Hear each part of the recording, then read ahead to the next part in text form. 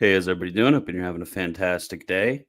So, as you probably notice, as you're probably looking here, let me check to make sure camera's good, audio's good. Okay, everything's good. As you can probably notice, there's no Hassan here. Where is Mr. Hassan? Where is he? Nobody knows where he is. Well, he broke his foot. If you probably saw on Twitter, I tweeted, I was like, Hassan, you coming on tomorrow? He's like, I broke my leg. And I'm like, dude, are you coming on tomorrow? Like, I didn't ask about your leg. I asked whether you're coming on tomorrow. And he led me to believe that he was still coming on with his broken leg, but he has to go to the hospital. He's on his way to the hospital right now. I tried to convince him, like, dude, come on, the hospital drive is probably long enough for us to be able to, get in at least one question. This guy's like, no. And then, he started listening to Arab music. And at that point, I knew things were absolutely done with. I knew that, no Hassan. So at this point, I wonder if we could bring on another Arab, because Astro just telegram chatted me. Can we bring on this Arab? Yeah. Can we bring on this Arab? Yes, because he is the Arab who we will be bringing on. Let's see if it can happen. But anyways, that kind of throws a wrench in my plan, because what I planned on, and I see that super chat up there. Health is more important. Cry. Yeah, it's because, you guys make fun of Americans all the time, but an American would never think about something like that. Like, health is more important. What are you talking about, dude? We need to work. We need to get things done. We got things to do. We got places to be. You Arabs are just like, health is important. Come on, bro. End the stream. No, die. Bring on Hassan anyways. Okay. Yeah, I'm not an Arab. Yes, you are. He's Farsi. Yeah, that's Arab. That's a form of Arab. Anyways, what was I going to say? Oh, yeah. Well, it kind of throws a wrench in my plan. I see that super chat up there, so I will remember to answer that. But throws a wrench in my plan, because Hassan and I were supposed to talk about Papal Magisterium stuff, do a little bit of chit-chatting. So now I just kind of got to give the TLDR, and Hassan and I will put off for a much later date what the issue with the papacy stuff is. I guess not much later. I don't know why I said much later. For a slightly later date, once he is out of the hospital and his foot is at least semi-fixed, we'll make sure we talk to him after he takes his opioids. We'll make we'll make sure we get him on to talk. Got to do it. So yeah, I have to give the TLDR this morning, but before we continue, remember to like, subscribe. If you really like what I do, become a patron. You guys know all that stuff already. You guys know to do that. But, I have to mention it every time, because if I don't remind you guys, who is going to remind you guys? That's right. Nobody's going to remind you guys. Anyways, what we were supposed to talk about this morning is we were supposed to talk about papacy stuff. So this was motivated by, let me bring up my little whiteboard. This was motivated by something that CT, Classical Theist, released the other day on why Michael Lofton is wrong in his view of infallible safety. So let me just share my screen real quick. And I think there's important, nuance and distinctions to be brought forward. And I suspect that CT was getting at something a bit like what I'm going to say in many aspects, in some aspects not. So I hope that this brief explanation, because obviously Hassan's not here, so I don't have my chief Pope splainer to be with me to help me out on all of this, unfortunately. Let me see if Astro responded so I can bully him. Oh, he's so cringe. Oh wait, so Hassan is back. Hassan, we're live. Hassan, hello. Who has not observed justice in his life. We're live right now, Hassan. Okay, he has not been just person. Who has not been a Hassan, why are you here? Who has not been given. Okay, I'm just gonna mute him. What in the world? Okay, I'm removing him. I'm gonna leave him in backstage. What is this guy doing? Okay, so look, he got me off. He got me off my distraction vibe. I will keep my beer is on there now. Okay, I don't know why you guys keep joining, but you guys got me off my my one track mind about the CT thing. Oh yeah. So yeah, this is just going to be an explanation. I don't have Hassan to Pope splain and such for me, and Hassan, I will be keeping my Discord open just in case you want to communicate with me, whatever. But yeah, I wanted to clarify some things. I've said that like 5 times already because you two, Hassan and Mr. Beer, whoever you are, I think you're Astro, you guys keep distracting me. And it's not nice to distract me because I'm very easy to distract. But okay, so basically there's in the whole like papal apologetics thing, and I'm coming out with a much longer video on this, a lot of research. So this is basically just going to be, okay, Hassan has joined twice now. There's 2 Hassans in the back room. But there's basically a series of different questions that can be asked. And the issue with Pope splainers or Pope splaining or whatever you want to call it is oftentimes they confuse each one of these teachings. Because largely speaking, I'm going to agree with a lot of theoretically what the Pope splainers say. But their big issue is they'll say something like they'll quote, the Pope respecter guy, for example. He'll quote St. Robert Bellarmine when he talks about how St. Robert Bellarmine thinks that it's more probable that the Pope cannot, as a private individual, fall into heresy. And if there's anybody who thinks the opposite of that, very often they'll overplay their hand. And this is the view of, oh gosh, is it? Oh man, I definitely absolutely butchered the spelling of Pigius. I did. It's Pigihius. Okay, this is the teaching of Albert Pigius. So Albert Pigius, he was a theologian near the end of the end of the sort of 15th, early 16th century, during the Reformations, really when he was jamming.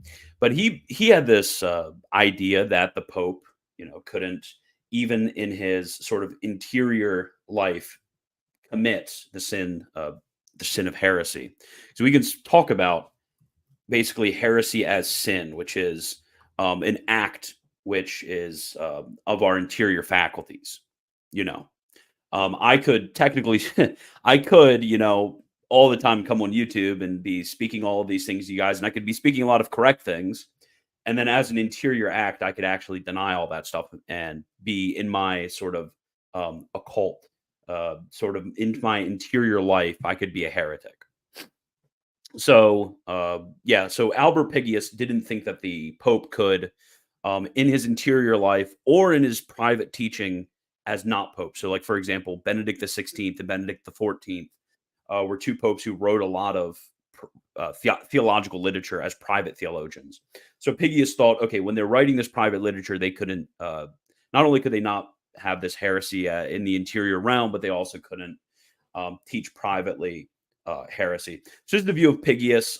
Vatican I explicitly says, okay, well, this is in the clarifications from the Relatio.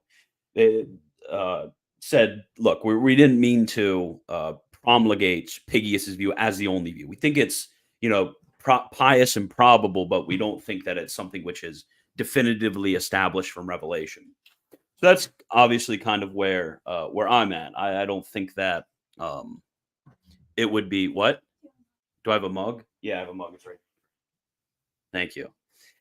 So I don't think that it's probable that a pope would ever lose the faith by committing a sin of heresy, but it's theoretically possible. And the issue is when you look at something like this and somebody disagrees with you, the issue would be telling somebody else that they can't disagree with you on this point when it's a live debate. And this is an issue that Pope splainers often have is, look, we hold all of these different sets of theses, and I may agree with probably like 99% of them, but you need to distinguish which theses are established by revelation and by the ecclesiastical magisterium, and you need to distinguish that from other theses, which are basically theological opinions and maybe more probable, but you need to allow for the just freedom of theology. So that's very, very important there. So yeah, that's that right there. That's the issue of a pope falling into heresy as a sin. So then there's an additional question. And this additional question, we could talk about the issue of like public dissent and disagreement and all of that stuff. We could talk about all that stuff, but that's not really too important since I already talked about it. What's important here actually is there's a second question of not can the Pope, fall into heresy in his interior life or in his private teaching as a doctor, but can the Pope, qua Pope, teach heresy? This is a very important question. So when the Pope gives a papal homily or an encyclical or whatever it may be, when the Pope is acting as Pope in this way, can he teach heresy? And this is really, this term right here, heresy, is used in a very technical sense. And by this, we mean a formal opposition to something defined as a dogma, basically. Formal opposition to something defined as a dogma. That is what a heresy is. Okay? So what do all these terms mean? So first the important one is formal opposition. So what do you mean by formal opposition? So formal opposition, there's a lot of confusion, I think, in the language that a lot of individuals use, including classical theists, is they'll talk about the Pope committing like material heresy. Well, usually when we use the language of material heresy versus formal heresy, we're talking about the interior life of somebody. So, for example, your grandma, who's a pious Catholic, she doesn't know that actually, she doesn't know this random dogma defined in the 8th century, and she never knew about it, and she just thought otherwise, did not have the correct interior dispositions to in denying what is technically a dogma. She did not have the correct dispositions to fall into the sin of heresy. So that is material heresy right there. That's what we mean by formal heresies. We're talking about the interior state and the culpability of the individual.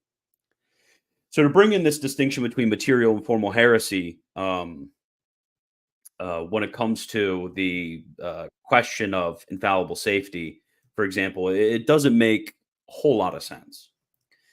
Because really what we should be talking about is formal opposition. We could also talk about formal versus, if you may, virtual opposition. Because you could, in a way, you could oppose formally something defined as a dogma. So this would be teaching heresy. This would be like, I say the Son and the Father are not consubstantial. That would be opposing formally something defined as a dogma. We can also oppose virtually something defined as a dogma. So this would be denying something that would, if we were to be logically consistent, would eventually deny a dogma. So this would basically be like if I said, let's say I'm a Thomist, so I think that the uh, Scotist view of formal distinction, I think the Scotist view of formal distinction virtually denies divine simplicity. I don't think it's formally opposed to divine simplicity, so I don't call the Scotist heretics, but I think it virtually denies it. I think if somebody was consistent, they would consistently deny the teaching on divine simplicity from the Magisterium. And then we could also talk about opposing something that is proximately definable. So basically, opposing something is proximately definable is opposing something that could be defined. And maybe you may add another note to this is something that will be defined. So let's take, for example, you have a pope in the 13th century, and let's say you hold to the kind of meme view of the history of the Immaculate Conception. And you think, okay, well, there's this pope in the 13th century who, in a papal homily, denied the Immaculate Conception.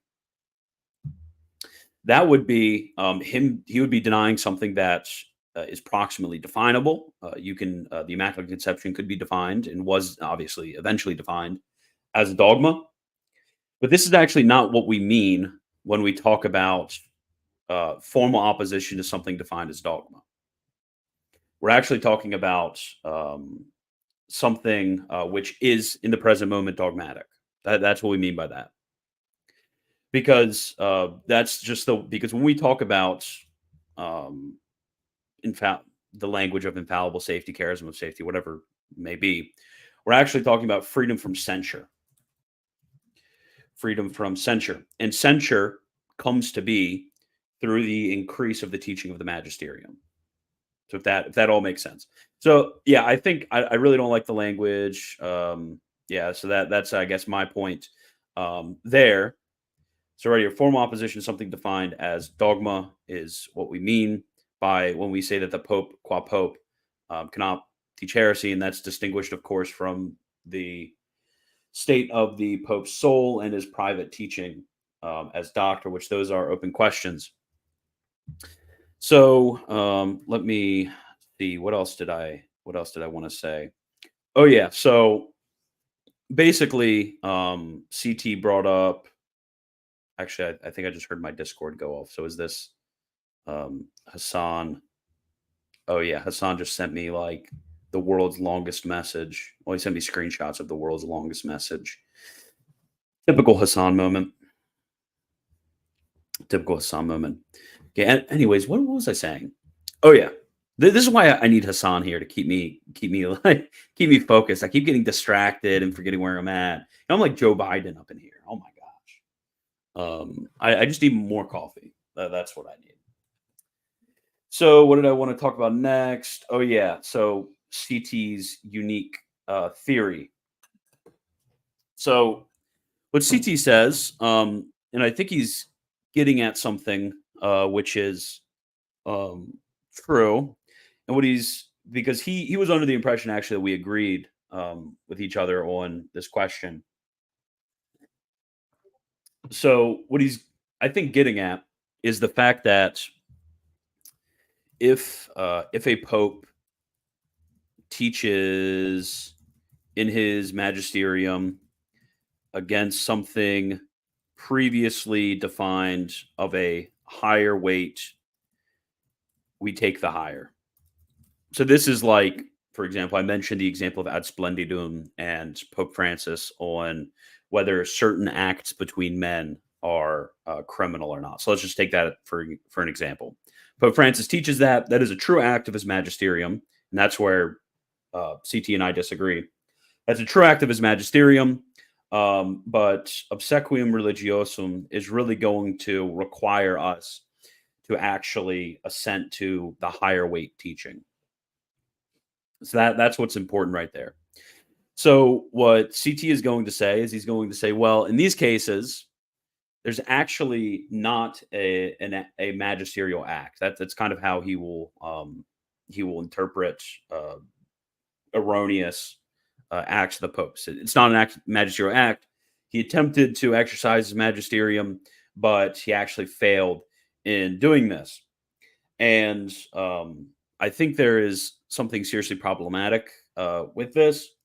And the issue is that we are, it's a kind of fundamental axiom of reading magisterial documents, is that we read magisterial documents in line with the intent of the author. So, for example, and this was the issue actually with Franzelin, Biot, and why can't I remember his name? Franzelin, Biot, and there's another guy, Journet, their view of specifically the object of magisterial teachings. It's because, let's say the Pope says this is true. Pope says this is safe. We interpret these magisterial documents in line with the intent of the author. So if the Pope means to declare something true, to interpret it in line with him would be, okay, affirm its truthfulness. If he says it's safe, we're not in line with him if we necessarily affirm that it's true. Rather, we're in line with him if we affirm that what he's saying is safe. And it's kind of a fundamental principle of magisterial reading. So kind of what CT would have to prove here is that when the relevant magisterial document talk about the acts of the magisterium, the acts of the Pope, magisterial teachings, and talk about giving obsequium religiosum, religious submission, if you may, to these, you'd have to say, well, actually what they mean is they mean that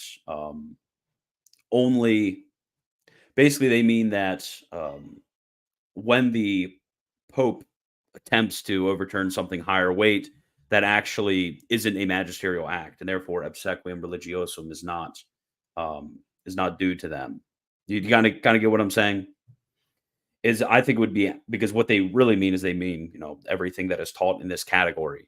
They don't mean to say only this specific grouping within this category. If you get what I'm saying. Sorry if I'm not clear. But really, he was treating the question of infallible safety, which infallible safety, I've explained it before, but basically it's the teaching that basically at its minimal, papal teachings cannot have the censure of heresy. Papal teachings cannot have the censure of heresy. And I believe this. I believe that papal teachings cannot have the censure of heresy. And remember, by what the censure of heresy, we mean something very, unique. Formal opposition is something defined as dogma. So, I think that's about it. He had his unique reading of Pope Saint John Paul II. I think I'm waffling here. He had his unique reading of Pope Saint John Paul II. In my notes in the longer video, I went through Pope Saint John Paul II. He actually quotes Innocent III's famous statement about the Pope not teaching or not being able to teach heresy, and he actually applies it to the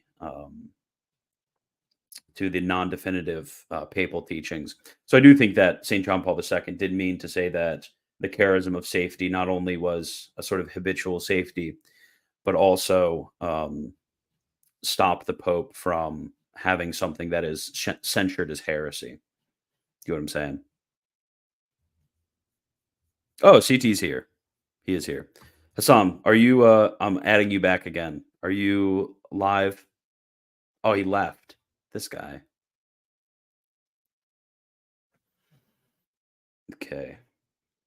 Let me see. I will read what CT is saying, making sure that he didn't talk above either. Make sure I'm not missing any context. I look more at what's actually authoritative in act. Of course, the intention of the Pope would be sufficiently to classify categorically magisterial act, but I'm saying that that's not a sufficient condition to actually make it binding, which is based upon which we consider a teaching authoritative or not. The only other condition, of course, the teaching isn't already overruled.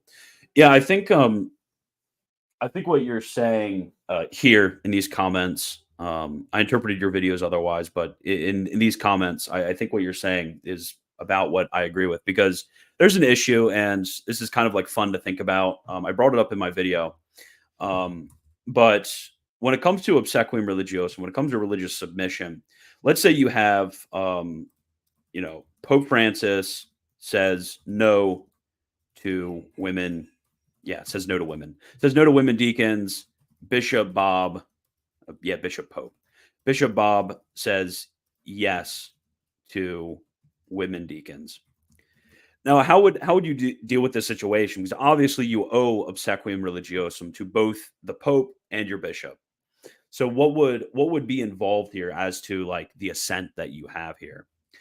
So some may say, well, I think that basically it's whatever's temporally after. I think that's what a lot of people end up thinking. Whatever's like more proximate to me. So basically, like if a pope 500 years ago says something more definitively, and then a pope today says something less definitively, well, I'm just supposed to listen to the pope today. Well, I mean, if obviously in this situation, if this was like 2 months ago, and this was 1 week ago, you wouldn't have this same justification with the relationship between the pope and your bishop. Even though in principle it's the same idea, higher weight magisterial authority that you owe obsequium religiosum to, and a lower weight magisterial authority that you owe obsequium religiosum to. So you'd be obliged. Let's say I went out and I said, Bishop Bob is true, Pope Francis is wrong, and I started stating this publicly in order to get people to refuse assent to the teaching of Pope Francis. I would be in public dissent at this point, even though I was justifying it with a magisterial teaching. So this leads to an interesting question. Let's say let's say it wasn't Pope Francis and Bishop Bob. Let's say it's Pope Francis and Pope Saint Pius X, and it's not women's deacons. I don't know. Says yeah. I don't know. I'm going to make something up. Says yes to Israel. Let's say Pope Francis, obviously does it, but let's say he says yes to Israel. I'll make it a controversial or something. This is just made up, guys. Okay, I'm just using this as like the stupid example. Let's say Francis says this in a homily, and then St. Pius X says this in like an apostolic institution. And obviously the teaching of St. Pius X here is like of a higher weight teaching. Now, if I were to justify my lack of assent to what St. Pius X is saying, and I were to justify it on the basis of what Pope Francis is saying, here I think I actually would be violating obsequium religiosum, just like if I did that with the bishop and the Pope. It's really about the weight of certain teachings. So yeah, under that aspect, yeah, I think that what you said here, CT, is definitely correct. Is that the teaching itself would not be binding. Now, I think that you mentioned that I'm still struggling to understand when you say material heresy, since material heresy is usually what we mean about like interior acts. When you say that like John the 22nd, for example, taught something materially heretical, do you mean that he taught something that rejected a dogma of the faith? Or do you mean he taught something that would eventually reject a dogma of the faith? Like, it's kind of like would a theologian of his day be able to say, okay, technically speaking, in the sense in which it's meant by us, it falls under the censure of heresy, or only a theologian looking back after the definition? You get what I'm saying? Like, for example, with St. Thomas, when St. Thomas says, St. Thomas says, let's pretend. Let's just pretend real quick.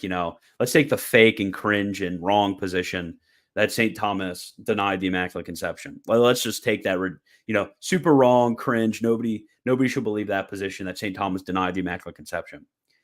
Let's take that. And in that sense, some people say St. Thomas said something that was materially heretical. Even though I think that's like an improper use of the terminology there. Like, do you mean it in that sense, in which we would call St. Thomas against the Immaculate Conception materially heretical? Because in that sense, like, yeah, obvious. I think it's kind of obvious that there's been instances of this occurring, just not that a pope would teach a censured teaching, if you know what I'm saying.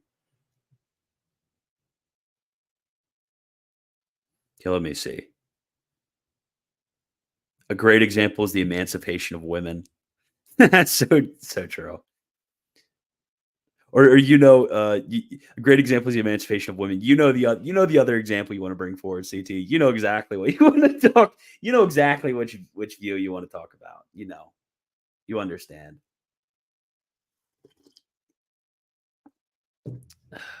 Okay. Okay. Oh, I'm just referring to the situation where the matter is heresy there. I'm not referring to the material formal distinctions, rather subjective intention. So in your language, it would be formal opposition. Okay. And by okay. So yeah, as to the question of whether you think that it would be something, because obviously we wouldn't censure as heretical somebody who is teaching before the definition of the dogma itself happens. So would you say that the like Pope Francis, for example, could teach against papal infallibility, like the dogma of papal infallibility? He could, in a homily, teach against it, something that had been already well in the past defined as a dogma.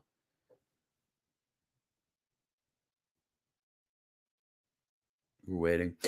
Your argument against the Anglican was terrible, Isidoran. So Victoria is losing. I have no idea what you're talking about.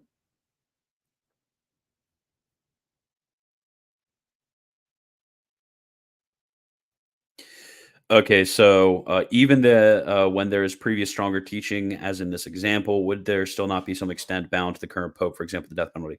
So yeah, there is. So basically, you still have to offer obsequium religiosum to a teaching in this way, but obsequium religiosum would look something different. Um, Hassan expresses this well, which he's here. I can't remember where he got it from, actually. He's going to be mad at me because he's probably told me a million times where he got it from. But basically, obsequium religiosum in this case would be looking at the teaching and finding something useful in the teaching. It would be that's what a sort of, because obsequium religiosum, that's kind of like a religious push within you under the influence of faith, in order to piously act towards what's going on in this teaching. So that would be looking for something useful in the teaching, even while it's erroneous. If you get what I'm trying to say there,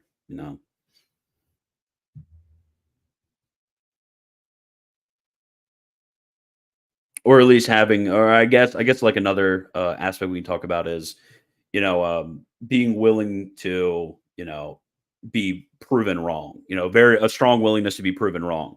So if like Pope Francis came out, he's like, okay, I actually didn't mean this, I meant this, and he offers some new distinction, you could be like, okay, yeah, obsequium religiosum would lead me to be disposed to be willing to hear out um any sort of clarification. That's like another good example. But yeah, you still technically offer obsequium religiosum to any teaching, even erroneous teachings.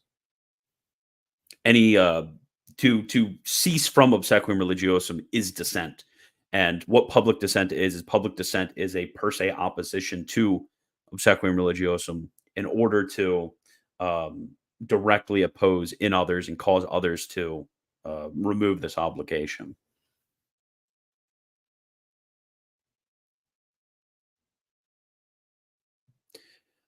Yes, I think that's possible. Under the scheme I put forward, it would be overruled and so wouldn't be binding or truly authoritative. So the divinely promulgated organ of the church would remain uncorrupted.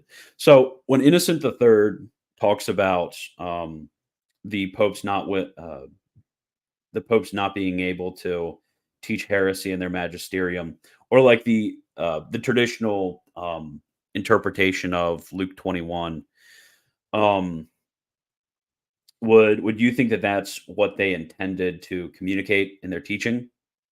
Is this idea of heretical teachings being overruled by previous teaching? Okay, the Anglican is going. Okay, good. Anglicans, get out of here. Kyrie, Kyrie. I can't remember the rest. Trying to think with my brain. It's been so long. It's been so long since I've touched Greek.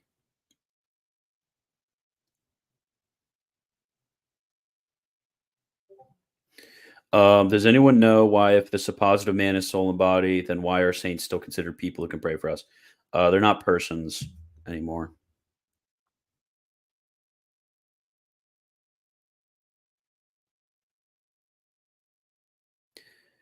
Okay, let me check that super chat that I had above. Wait, Hassan is private. Oh, should work now. Okay. Hassan, I added you back. Hello. Are you like in the hospital right now, bro? Hassan. Hassan. Yeah, I got my brother to. I asked my brother to turn off the. He turned down the thing in the car because we're driving.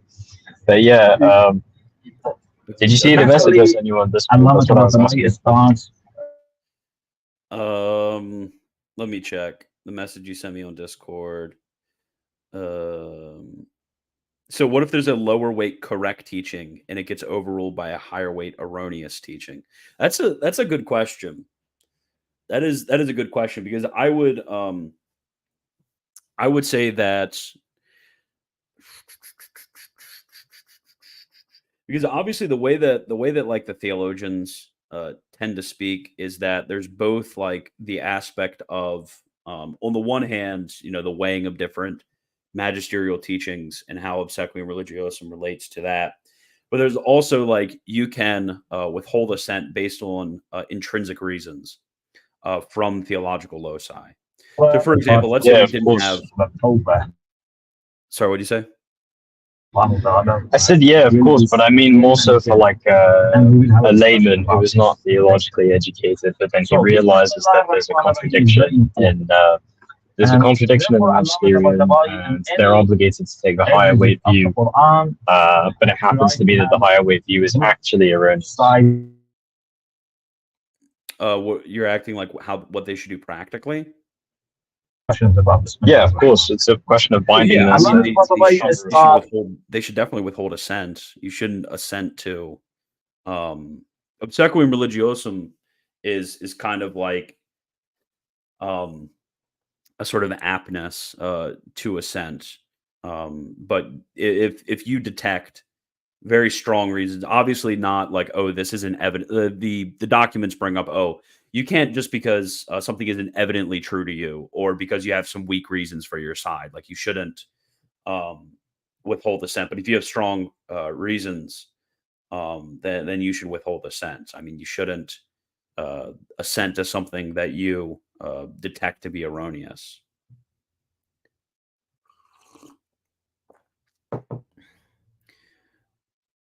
You know what I'm saying? Like let's say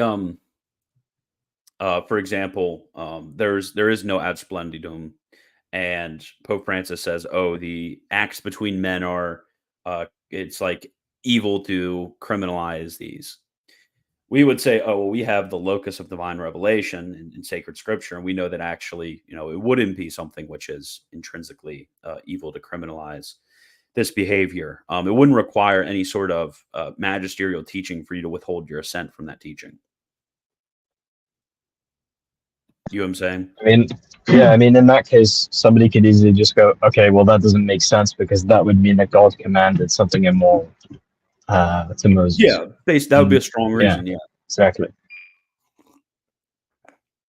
Yeah, I think this. I mean, that's something I wanted to say. Like, if we qualify heresy as something which is actually against dogma, like what you said earlier, something which could be defined against later, then yeah. But if we just mean something which is against what has already been defined, then no, it's not possible. Yeah, because that would yeah, because the derelict of heresy doesn't somehow apply before the dogma is defined. You know what I'm saying? So like the whole point. Okay, so I guess I'll explain it like this. The whole point of like the charism of safety is not a judgment of the truthfulness or the falsehood of something. It's a judgment about the effects that it has on people's souls. So somebody who was, let's say, teaching against the Immaculate Conception in the year 900 versus teaching at the Immaculate Conception in the year 1900, the effects of this teaching are going to be completely different. You know what I'm saying? So, like, it wouldn't make sense to me to like expand the charism of safety to somehow. Yeah, this guy's gone. He's out of here. It wouldn't make sense to me to expand the charism of safety to somehow involve like this ex post facto thing about future magisterial definitions. You know what I'm saying? No, he's not here anymore. Do you guys get what I'm saying?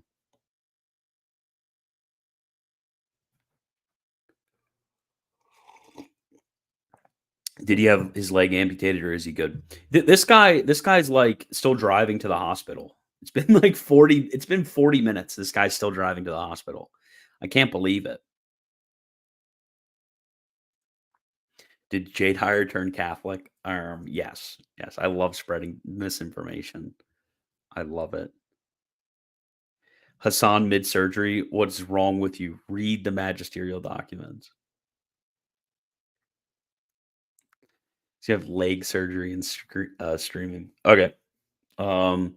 Well, I can see this would be a development of that teaching, but it would be in a way to reconcile the teaching which John the 22nd implicitly acknowledges as possible and is retractionable.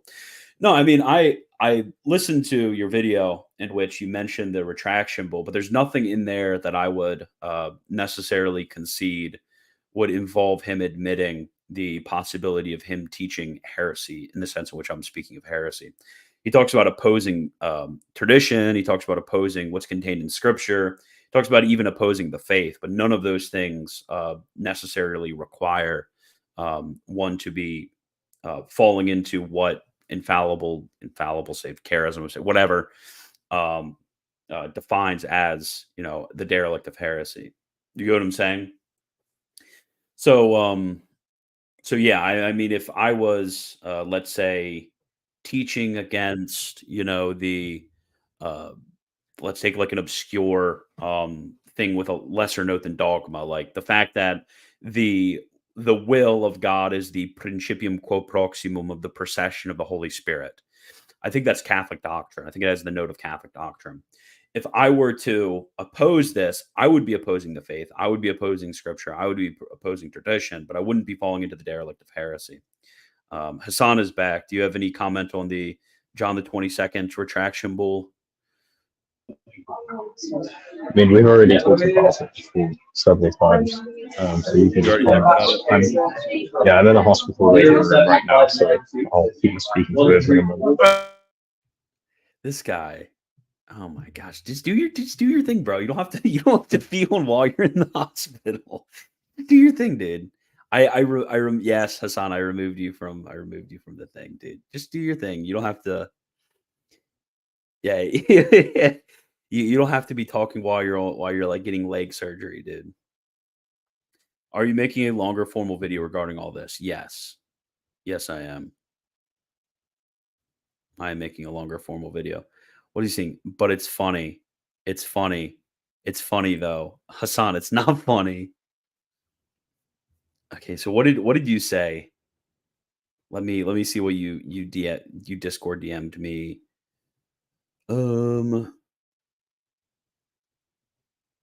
Okay.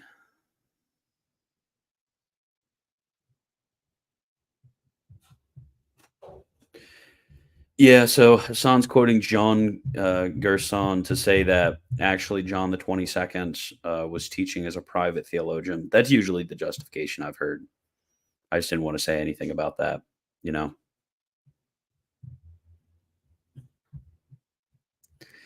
Hassan and Iran-Iraq war. I'm in the front line, but we can talk about fiducia supplicans and how it's totally okay to bless them. To bless who?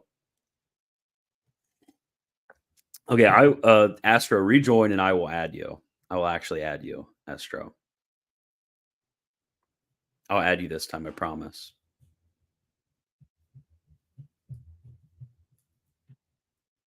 There you go. I resent you the link. Not loading for me? Yeah, it wasn't loading for you because I didn't add you in, dude. That's why. Bless Uncle Sam, so true. That seems like a reach to me. The most plausible reading is that was covering all the bases of theological loci, including infallible church teaching. Well, I mean, he would simply just be opposing what the common reading of Luke 21 is, and the teaching of Innocent III, which John Paul II takes up. But again, I have the longer video. Hassan and I have collected like a bajillion pages of notes on this, so we're going to be.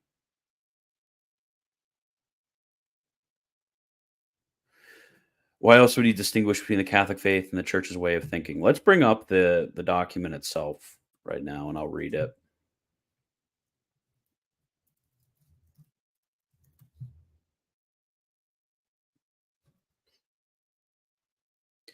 And I mean, to my knowledge, the I might be completely wrong on this, so definitely correct me if I am wrong.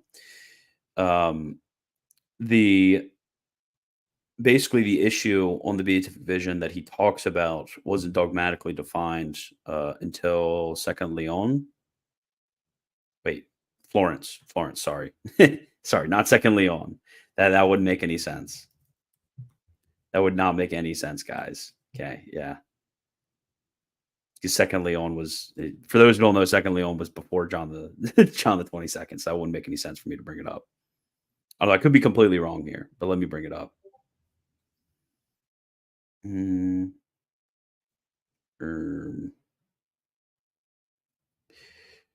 super is. Okay, let me. What the? Okay, I'm trying to find this. All I can find is dang, this is crazy. All I can find is a Novus Ordo Watch article. Whatever. I'll just cover this later. I shouldn't be searching the text. Luke 22. Yeah, Hassan, I said Luke 21. I'm an idiot. You know, can you give me a break? Can you give me a break real quick? Okay, is Astro planning on joining? No, he's not. He's cringe. Okay, I cannot find the bull right now. Game over. That's not exactly relevant though, because this goes beyond the beatific vision issue. What do you mean? I mean, that's specifically what he was. I get what you're saying now. Okay, I get what you're saying.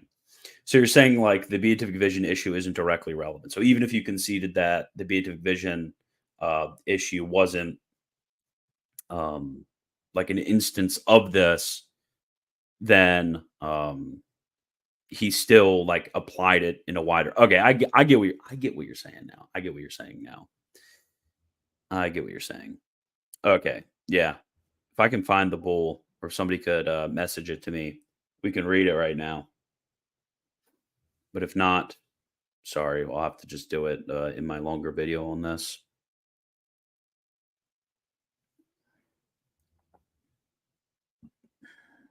Okay.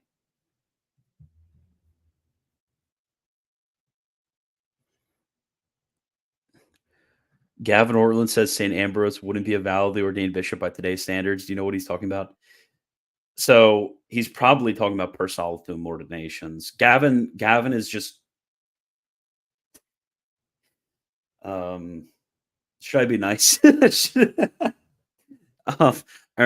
should I be nice or not? Gavin, he's something special. Let's just put it like that. Something special. Okay. It's probably, yeah, but per solitum ordinations are ordinations that skip ranks. So, for example, if you had a deacon consecrated a bishop without him first ordaining him a priest, that would be a per solitum ordination. But yeah, so I'm assuming that's what he means. But Gavin is too honestly, I don't know whether when I listen to some of what he says. I don't know whether he's dishonest or whether he's just not the sharpest tool in the shed. Because like anybody who's read a just normal treatment of the Catholic teaching on holy orders would know that we don't really have an issue with per saltum ordinations. It's like the vast consensus that per saltum ordinations are valid. So that's probably what he's talking about. But you know, Gavin, what you guys have to realize about Gavin Ortland, he, like many of these channels, so like let's take, you know, CT and I, you know, what is our purpose, you know, when we go online and talk about stuff? Well, we want to obviously, you know, further the Catholic faith. Like we all agree upon that. We're on the same team here. We want to go explain what Catholicism teaches, defend what Catholicism teaches. We want everybody to be Catholic. So Gavin Ortland, when he goes out there, really, it's him wanting people to be Protestant is kind of a secondary goal. It's the goal it's only the goal insofar as it leads people away from Catholicism. With a lot of these guys, their number one goal in life is for people to stop being Catholic. So, Gavin, do you think he really cares what St. Augustine teaches, or what St. John Chrysostom teaches, or what St. Bernard of Clairvaux teaches, or what St. Thomas Aquinas teaches? No, not really. In themselves, but only insofar as he can leverage these figures in order to convince people not to be Catholic. So that's why, you know, I don't know, a quarter, a tenth, I don't know. I've never done math on how many videos of mine are like polemical against other religions in order to help people leave those religions. Maybe like Filioque videos are probably my most frequent instances. But for them, it's just a constant sort of attack mode that a lot of these guys are on, like James White, Gavin Ortland, and the crew like that. I'm not saying your reading is impossible, but I think it's implausible given how far-reaching his categories are.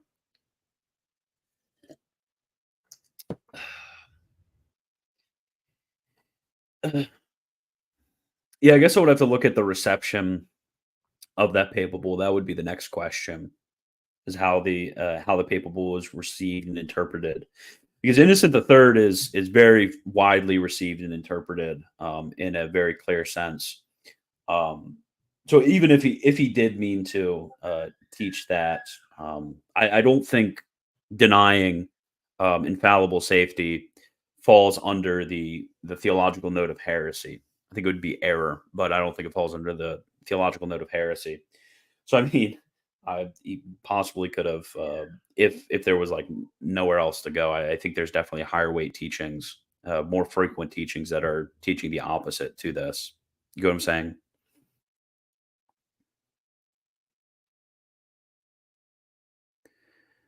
Okay, but I don't. If you have more insight on the Saint Ambrose thing, I would be very interested, because the claim that per saltum ordinations are invalid is kind of crazy. This chat has canned many such cases.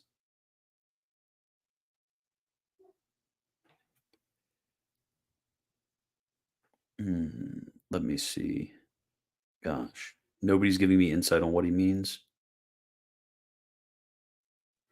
Hassan, get out of here. Wagner, remember that one time Dr. Namesh destroyed Trinitarianism by showing the inconsistency of saying that being comes before hypostasis? He didn't destroy Trinitarianism at all. Not at all. Astro already explained in a great amount of detail under that post why Dr. Namesh was wrong, and Dr. Namesh just kind of put off ever talking with Astro.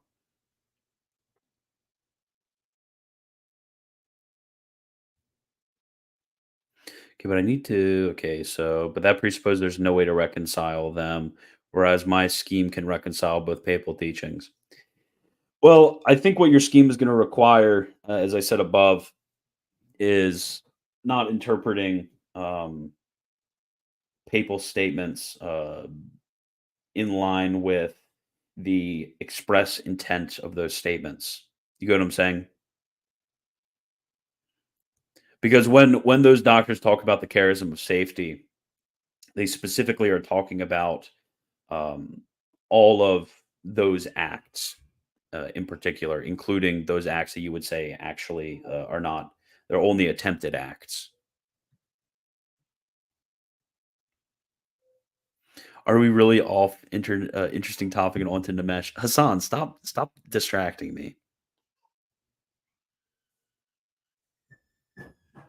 Hey, Broseph. Oh, that's greetings, young shaved Lofton. Stop calling me that. Stop calling me that. I'm not. No, stop calling me that. Cringe. Okay, so I have that super chat above that I needed to cover. Okay, so St. Thomas and the Morality of Rebellion, De Regno, chapter 6, paragraph 5, and commentary Romans 8 are confusing with Secunda Secundae question 42, article 2, reply to the third objection. Okay, so in general, I will check the locus that you're talking about, but I actually did do a little bit of research into this. Okay, Secunda Secundae 42-2-3. 42-3. A tyrannical government is not just because it is directed not to the common good, but to the political private good of the ruler, as the philosopher states. Consequently, there is no sedition in disturbing a government of this kind, unless indeed the tyrant's rule be disturbed so inordinately that his subjects suffer greater harm from the consequent disturbance than from the tyrant's government. Indeed, it is the tyrant rather that is guilty of sedition, since he encourages discord and sedition amongst his subjects, and that he may lord over them more securely.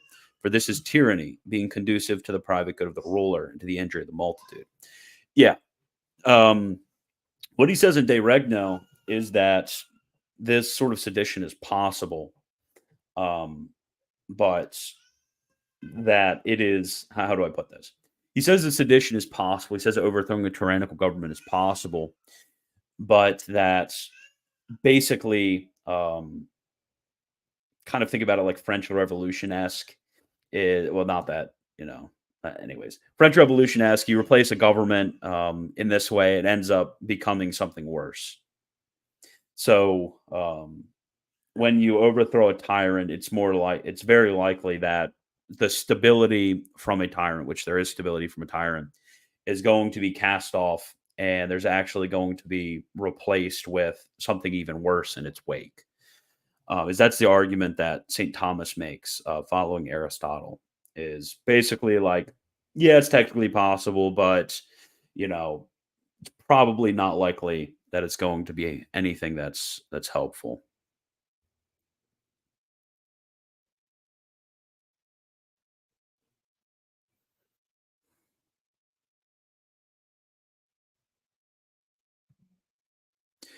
Okay, so can you refute the logical problem of the Trinity in a few sentences with an analogy? We already talked about this a million times. Let me see. Let me look it up on the good old YouTube. See where I have crap open to a different thing. Let me see. Logical problem of the Trinity Astro. Okay, logical problem of the Trinity Scholastic Answers. Yeah, it's somewhere on there. We have a bunch. Somewhere on there. Only if Astro joined, like I told him, that we have a detailed answer. But basically, unless you understand what relation is, you're not going to be able to refute this. So, for example, this is how, if you look into Boethius's De Trinitate, which is free online. You can just look up Boethius on the Holy Trinity. It's like 9 pages long, not that long at all. This is actually how he refutes it, because the identity is in the one aspect of relation, which is called SAM, and the distinction follows from the formal character of the relation, which is called SAAD. So you got to understand relation, then it makes sense to you. I promise.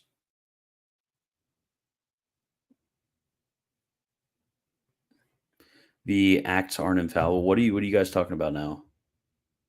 Oh no.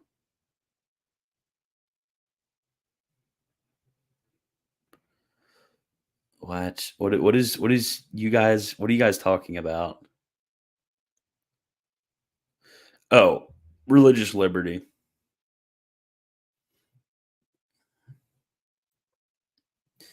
Is it possible to prove only by reason that the divine essence cannot be the essence of the universe? Yeah, the divinity is immutable.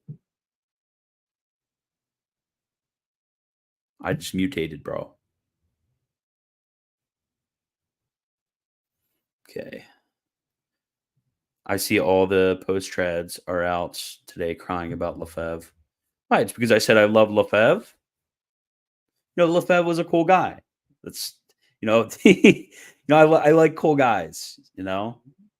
If you're cool, I like you. Lefebvre was cool, so I like him. I think his ecclesiology was really bad, but I like him. I like Lefebvre. He was a cool guy. Okay, can real recognize real for a second? Like, can we do that? Can't we look at him and say, like, wow, that's a cool guy right there? Why can't I say that? I can look at like I tried to use my brain to think of an example of a Protestant who I think is a cool guy, like historically, but I'm having a hard time thinking. They just, I think a lot of like the schizo Scottish Presbyterians were a bunch of cool guys. I thought they're pretty cool. They're just like very schizo, and I think they're pretty cool for that. I think they're cool guys. Billy Graham? No, Billy Graham was lame. He was lame.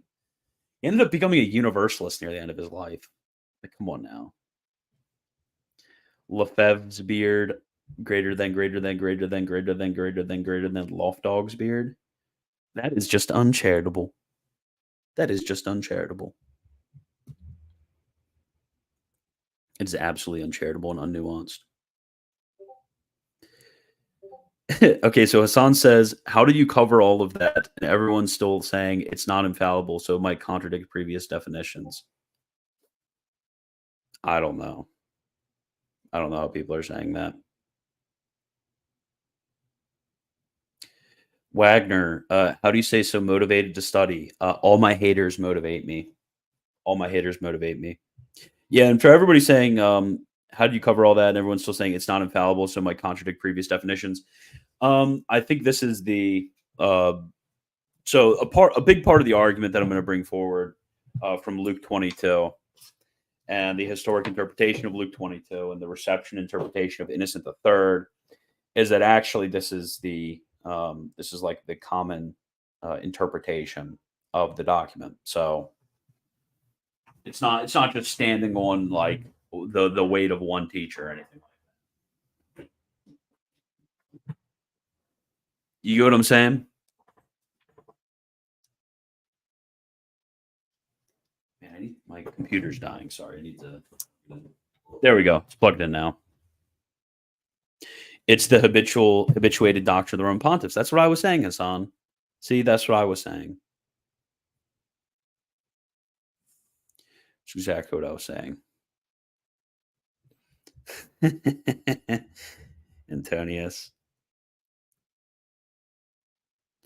Wagner, can you read the Summa Theologiae supplement question 60? So funny, guys. So funny.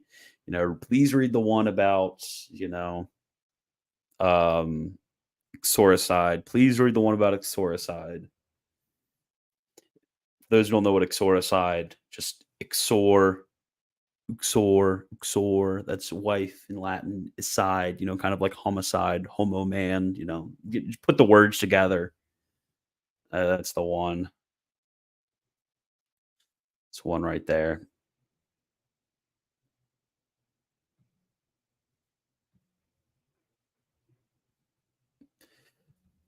Yeah, you're right, Hassan. Hassan's just out here just like blowing up my DMs real quick. Everyone hate Wagner so we can mass produce that content. You know, yeah. In all seriousness, let me see. You are real for that. Original Win Productions. How's it going, friend? How's it going? Yeah, I'm about to debunk you so hard, because there was a supposed contradiction between the Nicasterium, the Fuentisterium, and the teaching of our most holy doctor, Saint Thomas Aquinas. Because the Fuentisterium said that actually you shouldn't be best friends with your wife because that's lame, or at least you shouldn't call yourself best friends with your wife because that's lame. And that's what the Fuentisterium said.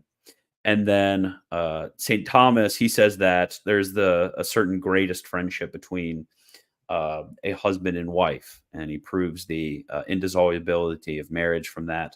So I'm going to do some Fuent-splaining right here, and say, actually, when St. Thomas is talking about friendship, he's not talking about how we often, in colloquial English, talk about friendship, which friendship is basically, your buddies that you hang out with, like that. That's your friend, the person you hang out with. So like in that way, your parents aren't your friends. Your siblings usually aren't your friends. Your spouse isn't your friends. Your kids aren't your friends. That it's sort of equal peers that you kind of let loose around and hang out with. Like those are your friends. But when St. Thomas is talking about friendship, there he's actually talking about a different sort of relationship, an Aristotelian friendship, if you may, and it's talking about like the bond of charity between individuals, which is animated by grace. So that's my Fuent-splaining to going on. Yeah, D Wong. Yeah, calling you out too, D Wong. Yeah, you. Yeah, Original Win Productions. D Wong getting debunked.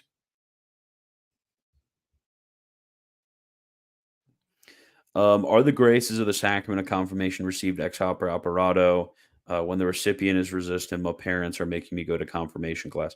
If you are directly resisting the grace of a sacrament, what's validly received, I mean, there's a mark that is left by confirmation, so you still receive the mark of confirmation, but no, you don't somehow receive the graces when you have a resistant disposition against that. De fuentibus revelationes, so true. Ite ad fuentes. Thank you, Hassan. Thank you for that.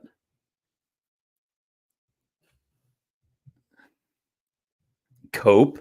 Best friend just means close friend you like to spend time with. Dude, you really gonna say that she's just like, oh, let me go hang out and like have a beer with my wife. Let me just go like hang out. Like, let's go hunting and fishing together. That'd be so fun. No.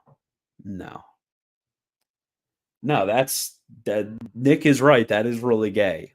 That is really gay. If you just, like, I'm gonna go hang out, and have some buddy time with my wife. That's really cringe. Why not? I would do that. Why not? Because you're gay. That's why, Hassan. Oh my gosh, Hassan! Don't talk about Nick that way. Oh my goodness. Oh my goodness. Wait, is he saying name something that is through that isn't also cause? Is somebody saying that through is not talking about? I agree with Bites. Through the Son doesn't actually automatically equate to Florence. We must enforce Florence into every single father. Some maybe really didn't teach it. Actually, when you read any patristic interpretation of John chapter 1, when they explain what through means, they mean that there is some sort of relation of receiving from another that is causing them to themselves communicate that to another. So let's like break that down. So St. Basil in On the Holy Spirit, he just says that through is a confession of an antecedent cause. So what this means is when creation, for example, is said to be from the Father through the Son, through just means he has received his creative power from the Father. So we talk about the spiration of the Spirit from the Father through the Son. What does that mean? That means that the Spirit of power is something that is not located primordially in the Son. That's all that it means. And this is just how consistently through is used among these authors. So with context and with the proper explanation of these, yeah, it is. It is.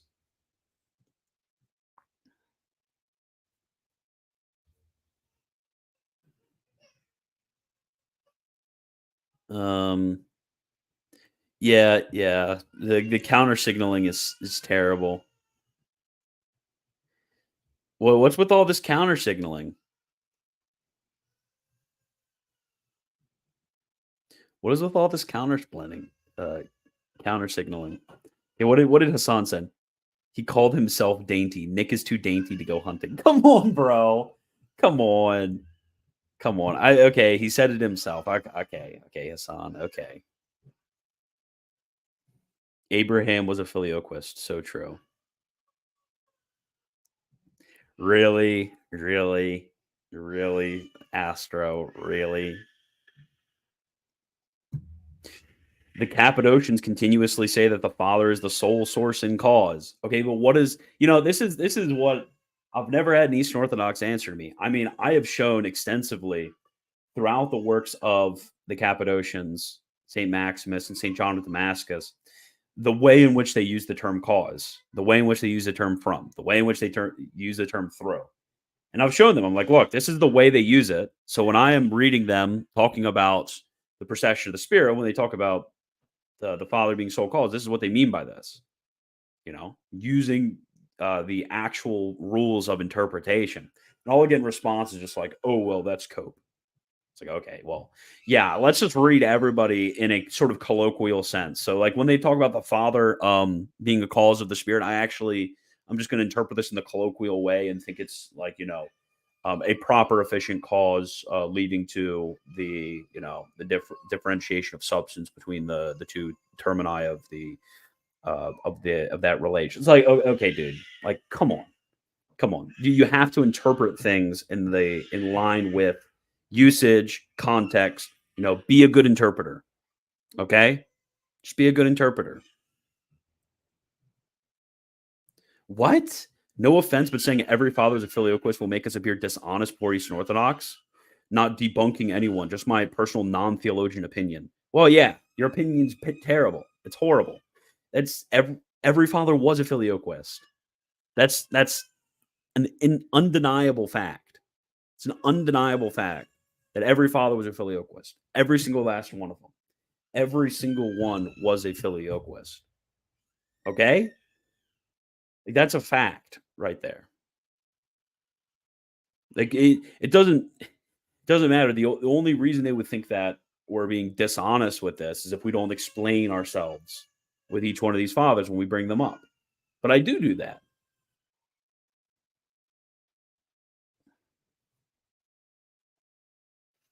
Okay. I was looking at what fathers say about natural theology, and would you say that some of the fathers go too far and say that three persons can be known by nature? No.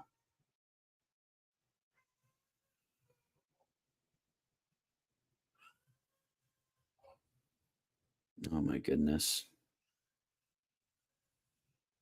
Is Nick actually Catholic? Yeah. What kind of question is that? Somebody he's not a notorious heretic. He professes the Catholic faith, is in juridical communion with the church. Of course he's Catholic. What kind of question is that? Is he actually a Catholic? Brain dead. Dang, what's going on back there? I think my daughter's trying to go to sleep. That's what kids do. You put them down, try to make them go to sleep, and they just scream. Oh, look who's here. How's it going, Astro? Astro, you're on. Astro, he's muted. Whatever.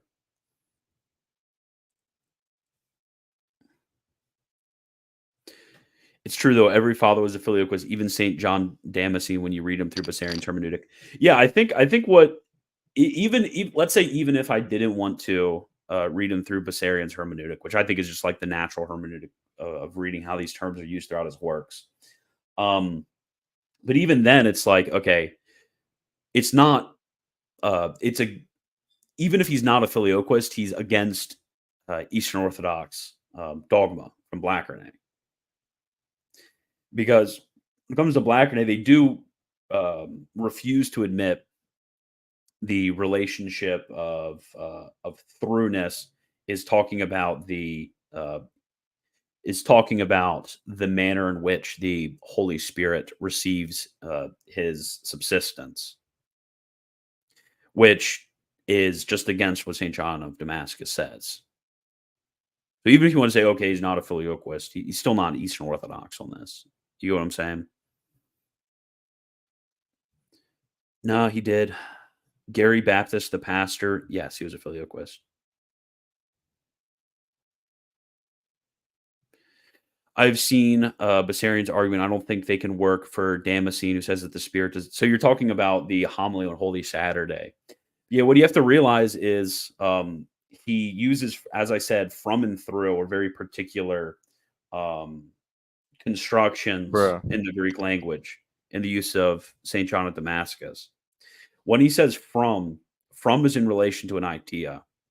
So as we can establish that idea is talking about a primordial source, obviously in the language of Damascene, the existence is not received from the Son. There's not two itios in his language, or ita, or yeah. There's not two. No, it would be itios. There's not two of these in the Trinity. So the language of from attached with itia, obviously speaking, it's not going to be from, it's going to be through in his terminology. But we, in the Latin language, when we use, say, from and through, from actually just means any sort of derivation from any sort of principle. That's just not how Damascene uses language. That's fine. I mean, he differs in his manner of expression, but it's not a question of his manner of expression. It's a question of the substance of what he taught. Okay, so Kal Beni Hadam Yafahu, I think. Le Ya Samila Fateli. Something, dude. Yeah, I told you have to have the vowel points for me. What do you think about that, Astro?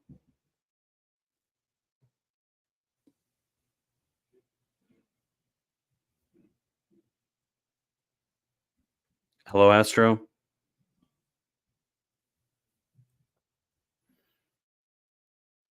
Dude, that's such a crazy way of interpreting what Nick said. You're crazy, dude. Is Palamos a Filioquist? Yes. I'm joking.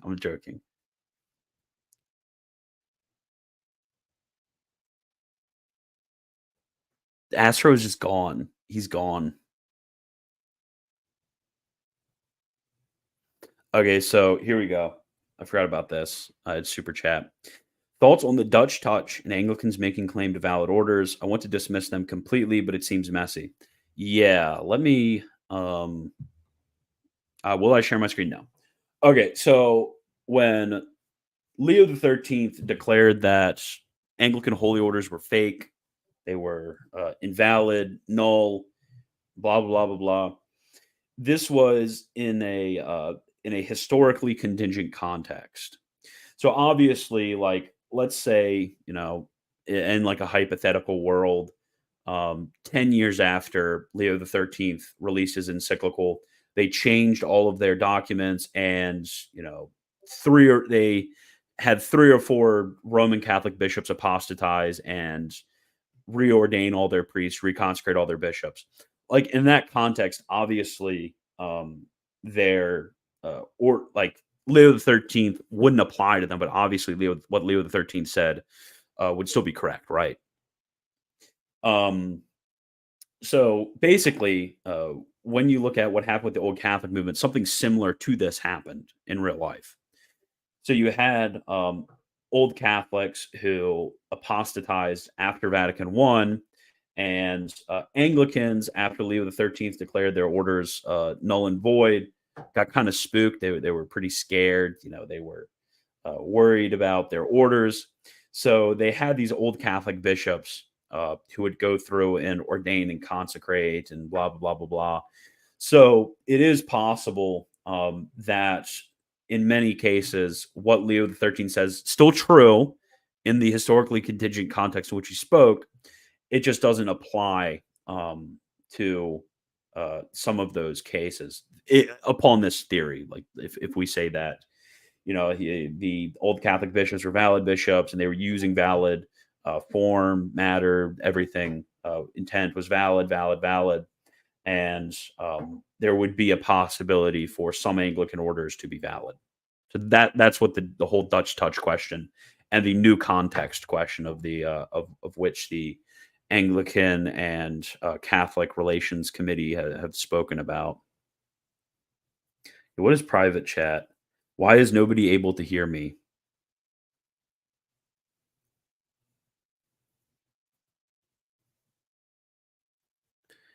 Okay, Hassan says none of these people throwing shade have watched any of your Patrology Filioque content. So true, Hassan. Who do you think was the first person to argue for a natural nobility? The persons. I don't think it was Richard of St. Victor. Some people quote Anselm. I've seen that before.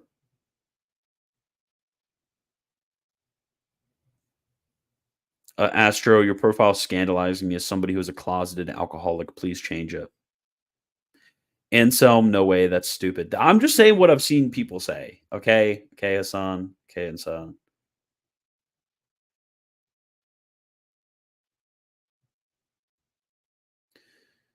Okay.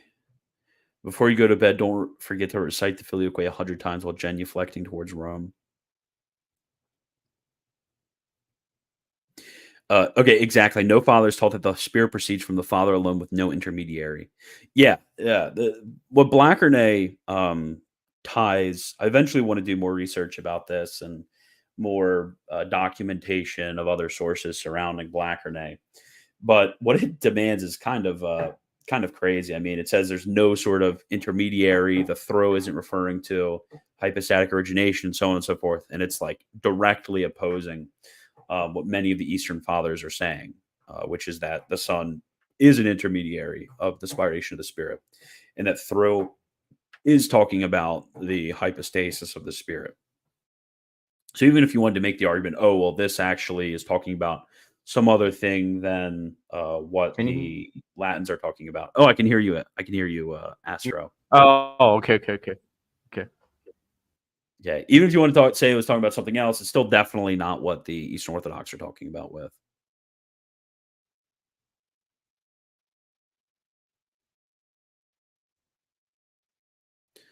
Astro, tell us about your translation of John of St. Thomas.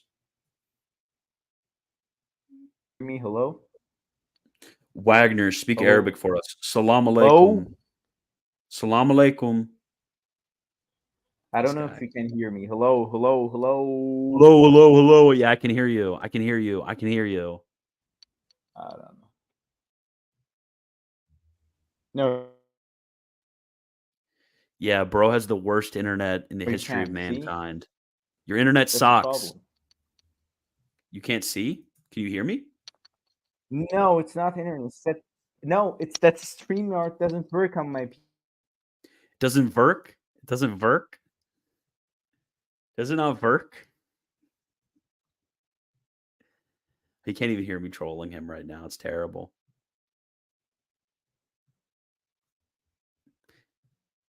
It does not work. Come on. Hello. Okay, I'm just going to mute him, but leave him in. Oh, wait. He muted himself. Okay, good. No. Can you hear me? brother. This guy. Okay. D1, concerning the Ek and Nisa sermons, is there one Syriac manuscript or multiple? I read somewhere the two ancient Syriac ones. Oh, you're talking about. Yeah.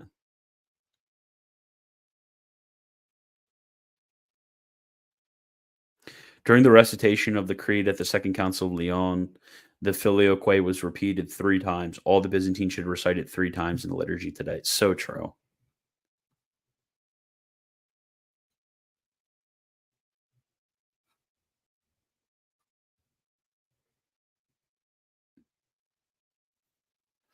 Okay, let me see.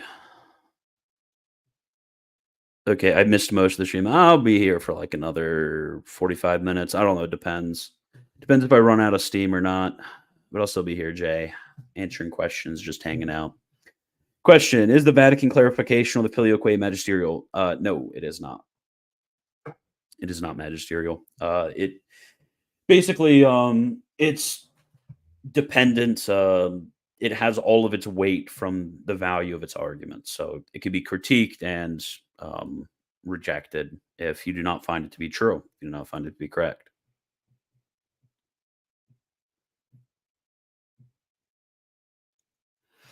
Photius reconciled with the Filioque in his later life and repented of his.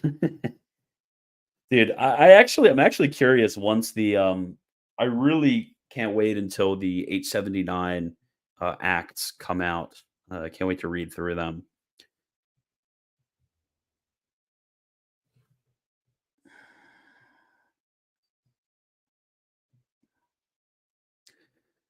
Okay. What? I don't understand the scandal with the possibility of the number of fathers holding error. It's almost like the Truglius position where he tries to interpret Augustine as non. Not at all. Not at all. What are you talking about? Truglia is schizophrenic with how he interprets St. Augustine. We are just interpreting the Eastern Fathers in a completely reasonable, rational way. I mean, this is just like midwit level. Like, actually, like, if on the surface of things it seems the opposite, and you say the opposite than this, actually your arguments aren't valid.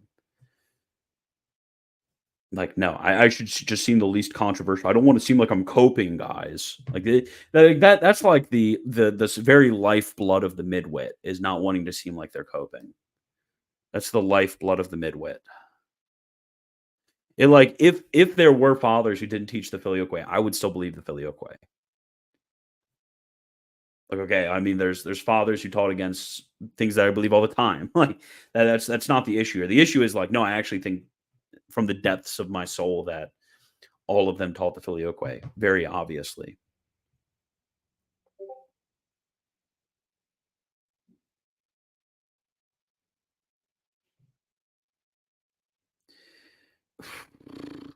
Oh my gosh. Okay, Astro, are you back?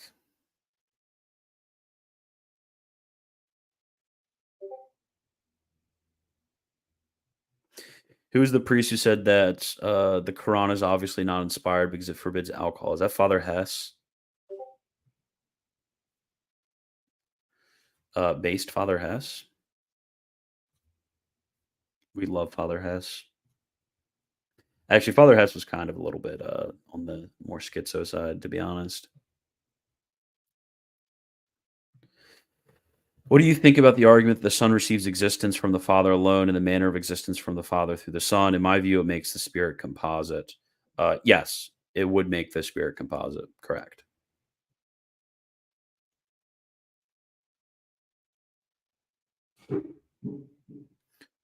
Okay. Yes, Hess. Forgot his name. So true. Speak Farsi. Dude, where are you at? Astro.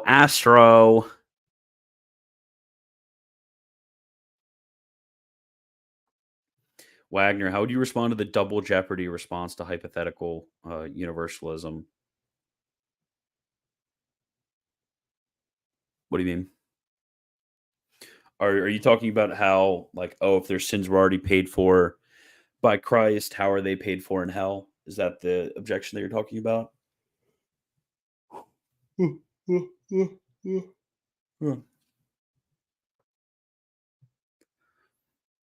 what you're talking about? Because I mean, if that's what you're talking about, the abundant grace, which was accomplished, I guess, acquired, if you may, or bought, if you may, if you want to put it like that, in the work of Christ. I mean, that's something which is applied subjectively in justification. So Christ is said to die for all men insofar as, the objective means are being brought to, the objective means are being acquired, if you may. Not that it is subjectively applied to all. Although there are certain ways in which we can speak of, the work of Christ being applied to those who are not justified, which like the Reformed would talk about in terms of like common graces and things like that.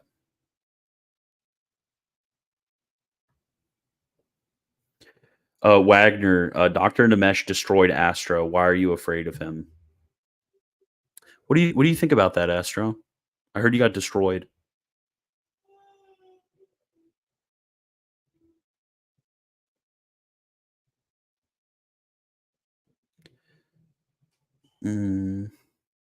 Okay. Were the Coptic martyrs canonized? I don't think so. Hassan's about to like debunk me on this. I don't think so. Yeah, being added to the Roman martyrology doesn't mean that you're canonized. There are plenty of blesseds in the Roman martyrology. Oh, Hassan, I know that he. Oh no, that's. Well, what do you want, Hassan? If they're in the martyrology, they're saved. That is not canonization. Yeah, because I mean, if you think about it, it makes sense because, like, to be martyred, that is basically an admission of baptism of blood, and baptism of blood is something that necessarily saves the individual. So, yeah, it makes sense. Canonization goes further. Yeah, that would. Yeah. Okay. I will refrain from asking further questions. Did Origen and Tertullian teach the Filioque? Yes. Can you do a show on Gregory of Cyprus? Actually, Unius Initiative was and I were thinking about doing a whole show on that era. I think that'd be fun. Would St. Augustine watch America first? Probably not.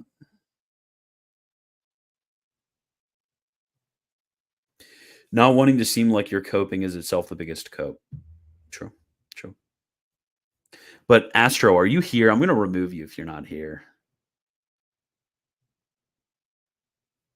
Can you do a show on Sophronius of Jerusalem? He was awesome. No, I can't.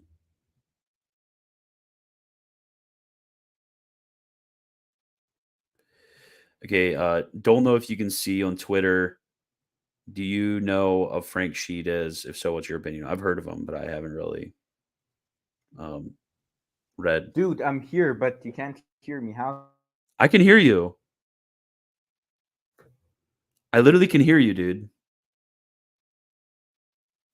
Okay, what about that Antiochian author who wrote about scriptures interpretation? You sent me that book. No.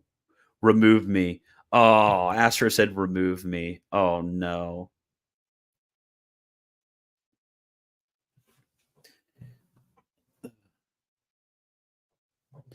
Moses was a scholastic, so true.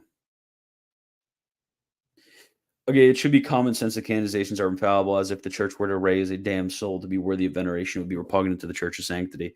Yeah, you know what's insane to me? I just actually got into a spat with Kennedy Hall on Twitter about this. Let me bring this up real quick. It's crazy. It's crazy, guys.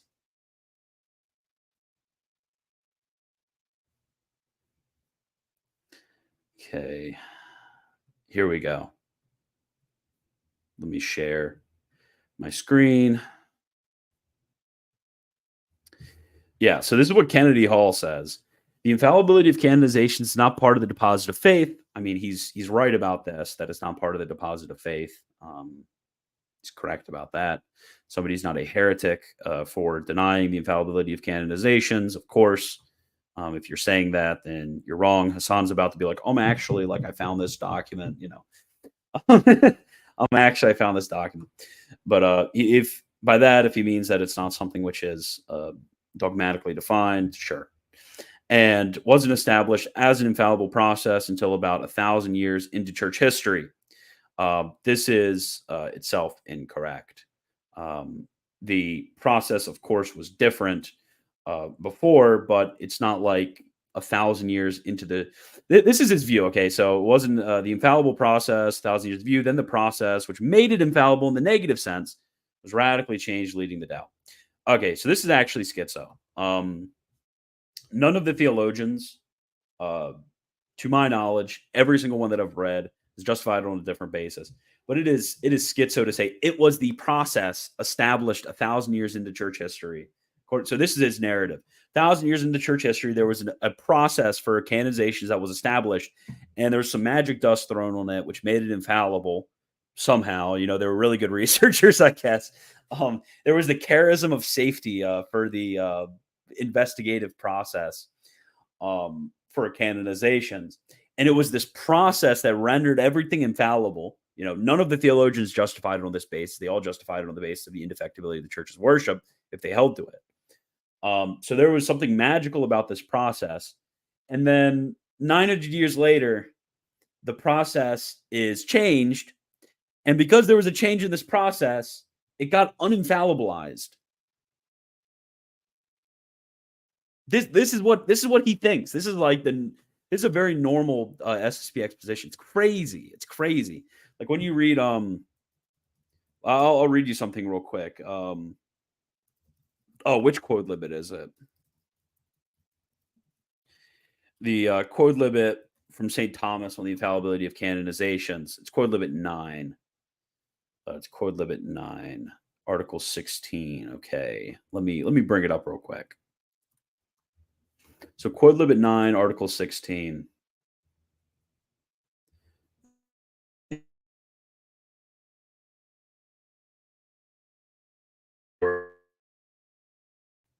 Six, 7, 8, 9, 10, 11, 12, 13, 14, 15. Okay, 16. Whether all of the saints who are canonized through the church are in glory or somewhere in hell. Okay, so here we go.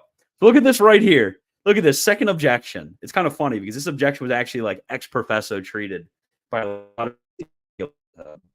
Whoever judging means of fallible can err by the medium of knowing which is fallible. But the church in canonizing saints leans upon human testimony, since she inquires through witnesses concerning the life and miracles. Therefore, since the testimony of man is fallible, it seems that the church in canonizing saints can err. This is literally like, this is the exact objection that would treat it. He would say, like, oh, no. If he was Kennedy Hall, he'd say, oh, no. Actually, the process is infallible, and that's what makes it infallible. No, he says, it must be said that divine providence preserve the church lest she be deceived in such matters through the fallible testimony of men. So no, it's actually not the testimony itself.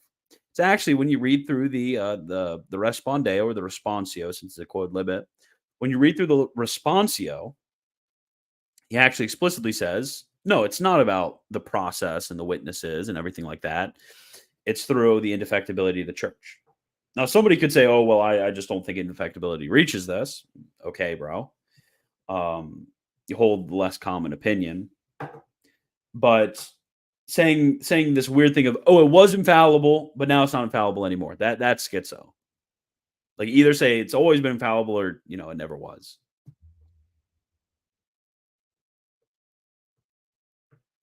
You think so, Hassan? You think so? I don't know about that, bro.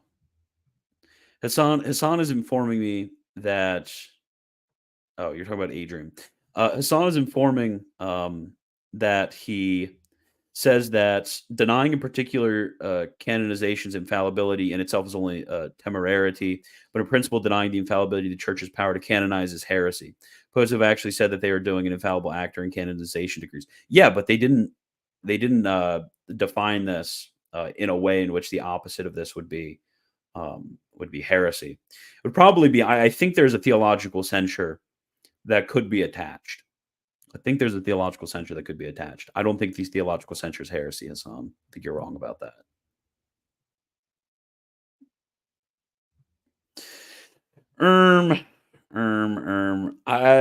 It's kind of the question of he says they didn't need to if they taught this habitually. It's kind of the question of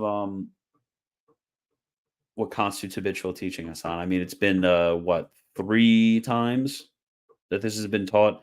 I think it would just be an error in Catholic doctrine. I don't think it would be heresy.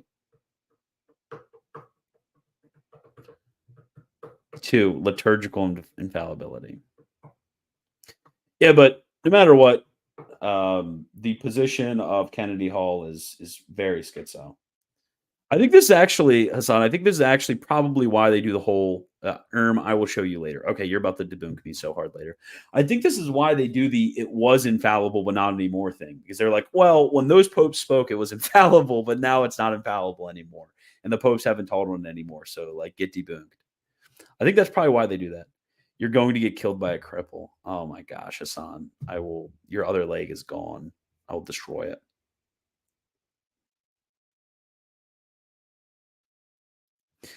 SSPX confessions were invalid until Pope Francis. Their marriages can be invalid if they don't get permission from the bishop. Well, on the first one, so they had supplied jurisdiction. I mean, jurisdiction is supplied kind of in general from the Pope in these cases. If it wasn't, yeah, it would be something that would be invalid, but it was supplied. This is like even true for, like Eastern Orthodox confessions. Because the Pope doesn't, the popes don't want, a bunch of people simulating sacraments like this. So he just supplies, as the rule, he just supplies jurisdiction to them. He could choose not to if he wanted to. Yeah, the SSPX arrogate to themselves the power to make marriage tribunal decrees. Yes, that's a big issue.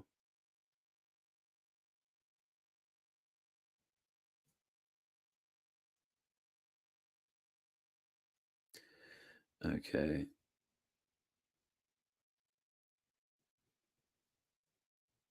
I'm not commenting on SSPX stuff.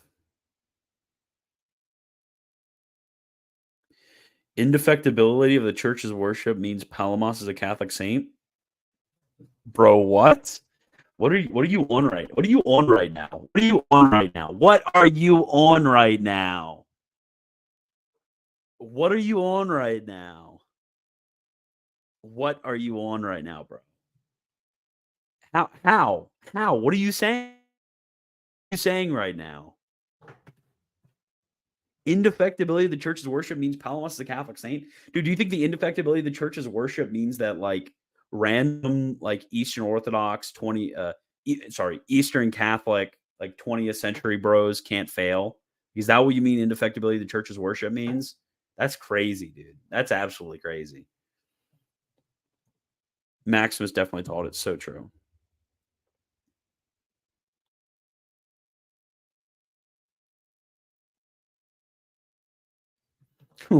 When they changed it, the Holy Spirit said he had nothing to do with canonizations anymore. So true.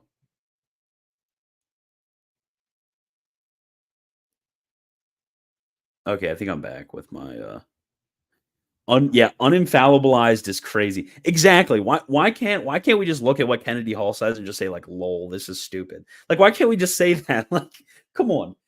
Like the process was uninfallibilized. Like, come on now. Like, can't we all look at that and just be like, wow, that's crazy? Why do we have to take these guys seriously when they say things like that? Like, that's just crazy. It's a common SSPX position. I don't know why they say this.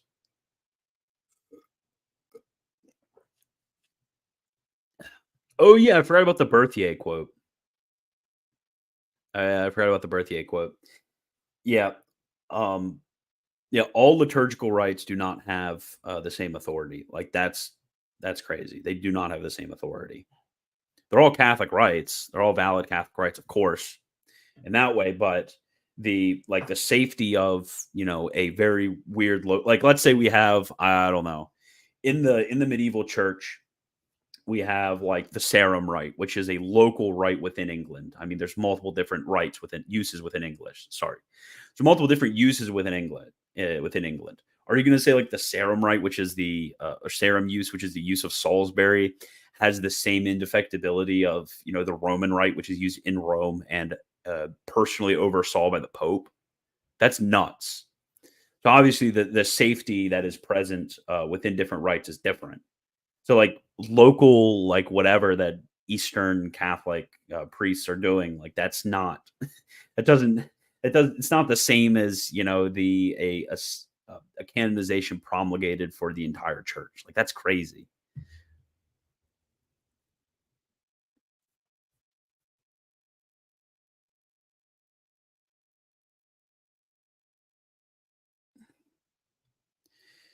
Have I heard of the Institute of Catholic Culture? No. No. Okay. I must defend Holy Saint John Paul II. One of the translators to his homily added the word saint. In the original, Saint John Paul II says bishop. He doesn't say saint. This was like completely added in.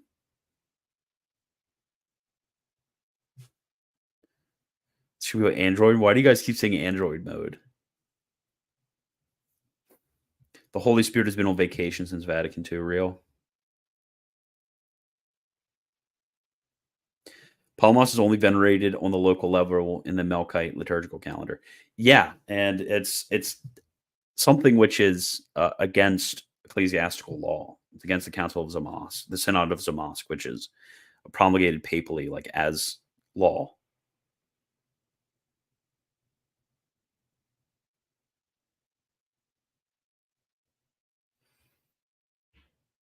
Anthologion. Yeah, I don't know what an anthologion is, Hassan, but thank you.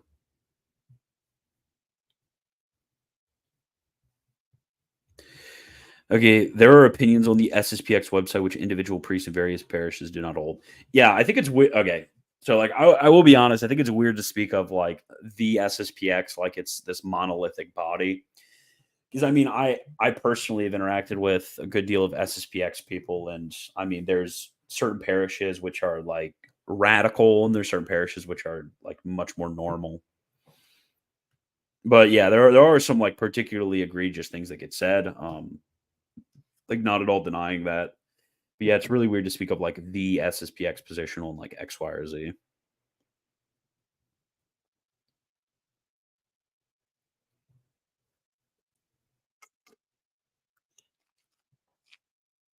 Latinization must be applied sternly to these unions. Real?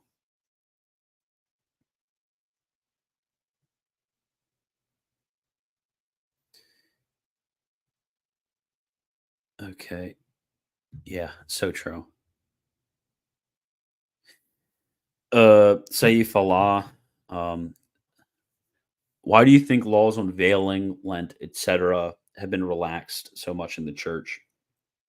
This would be like a great Hassan question. Hassan is probably like, especially with your name, Hassan is probably like going through heart palpitations that he's not able to answer this question right now. He's probably like shaking right now, like violently. Like he wants to answer this while he's getting his leg operated on.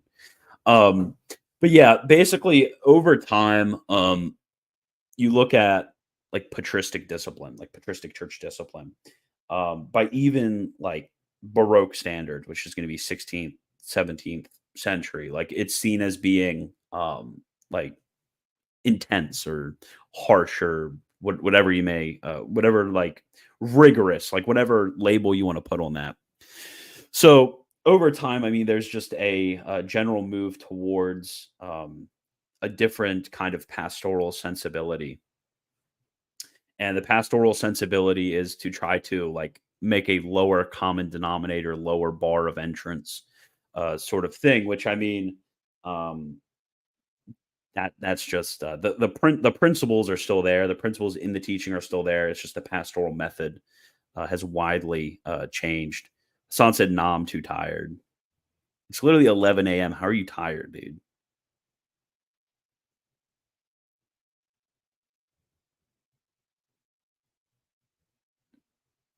Lol, did you get banned from the Papist Hub? So funny. Was it imprudent for the Catholic Church to repeal the requirements that women wear head coverings in the church and that men and women be seated separately in church? So pastoral, as I said always, pastoral decisions are complex, and you know, I don't know the particular details of how the situation in the 1960s, well, I guess it'd be 1980s for the 1983 Code of Canon Law, how the specific circumstances were going in order to remove that from the Code of Canon Law. But I mean, if you're just asking personal opinion, I think, yeah, it was probably not a great idea to remove that for sure.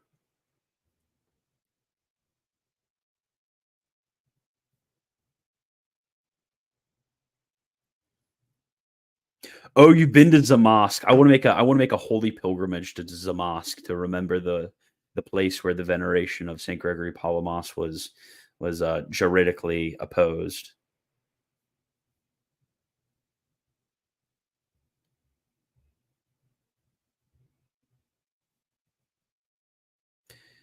Share your screen in this tweet to everyone. Okay, let me.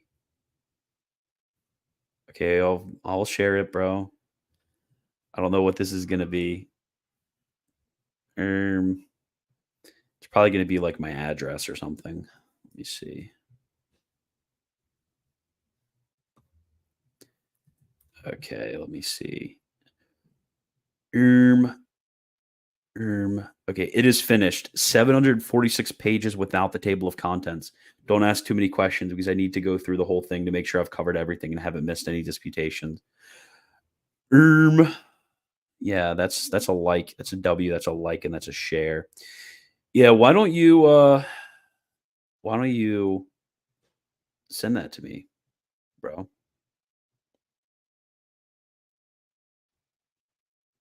Why don't you send it to me, huh?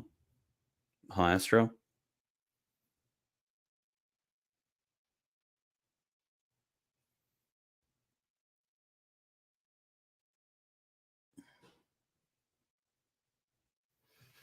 Why is the conception of Christ appropriated to the Holy Spirit rather than the Father? That is a very, very good question. This usually has to do with the fact of creation itself, like the Spirit hovering over the waters. Creation itself is appropriated um, to the Spirit rather than to the Father, or itself to the Son. Yeah, because usually we think of love as producing fruitfulness, and since the Holy Spirit is appropriated, the term of love, gift, so on and so forth, it's most appropriate that the conception of Christ be appropriated to him.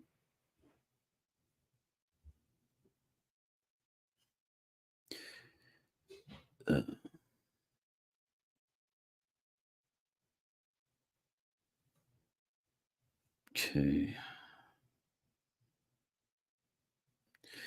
Wagner, is there any way we can use the language of positive imputation?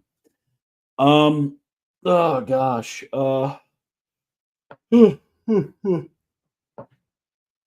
imputare just means to consider. So yeah, I mean, if you, as long as by like I am imputed this for righteousness, you're not opposing that to the form properly being present in the thing, then yeah, you could use the language of positive imputation. But if you do separate the two, and you're talking about something extrinsic and not present in its form there, then no, you can't use that.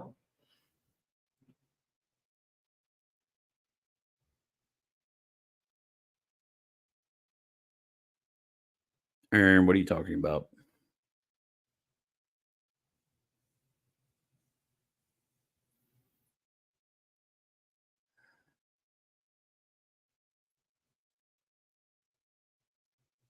Okay, what did Hassan say? Hassan, I have no issue with Zamask being reversed. That's blue pilled. Hassan is so blue pilled. The Lord, the giver of life. So true, Hassan. Did I say St. Gregory Paulus? No! No!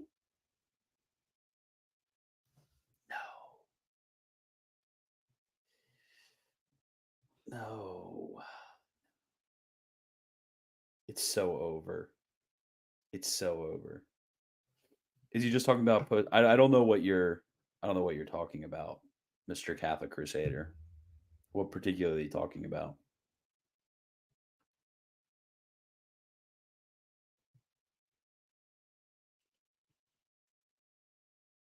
Okay. $5. $5? You want me to pay $5? I just gave you free advertising, you monkey. Is he really gonna charge $5 for this? Oh my goodness. This guy. I would play the you know what music. But last time, you know what's funny? Last time I played that music, I got like copyright request or whatever for money. You know when they request money, like, oh hey Goy, you used our song, so we're getting 50% of your ad revenue. That's what they did to me. It's crazy.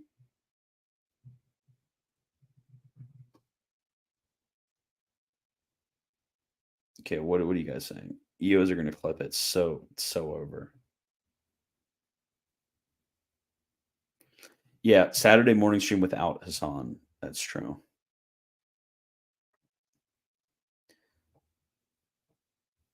Yeah, he's Arab. Everybody flood the comments. Okay.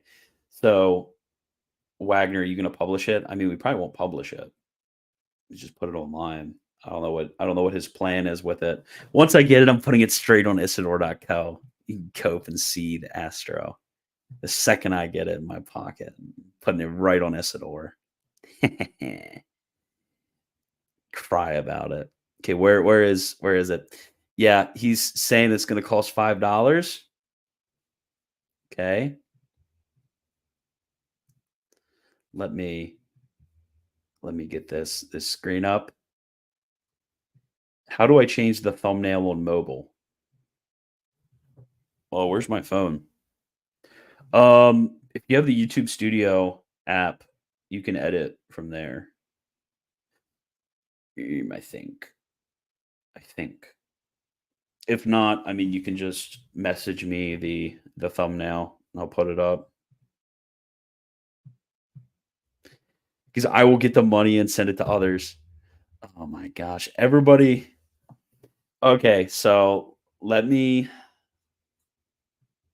pull this up. Okay. Let me pull this up.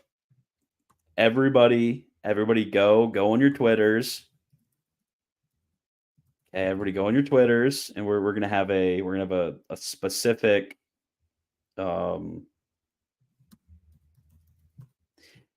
we're gonna have a specific response to Astro. Okay, we're gonna go to the replies, and bam. That's what we're doing. That's what we're all doing.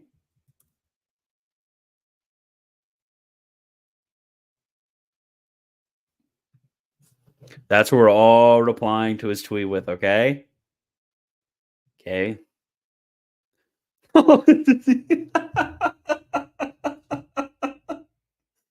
Oh, Hassan just messaged me. $5 question mark. You can buy a house in Iran with that. As for if you want the $5, I'll send you the $5. You want $5? I'll do it. Easily.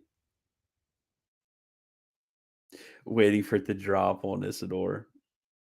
Wagner has the chance of being the bigger Jew, so he could publish a copy on his Patreon. Yeah, I'm actually gonna pay Astro like $500 not to give it to anyone, and I'm gonna put it on my Patreon and say it's only accessible through Patreon. I got it. I'm winning. We're winning, boys. We're winning. We're so back. We're so back.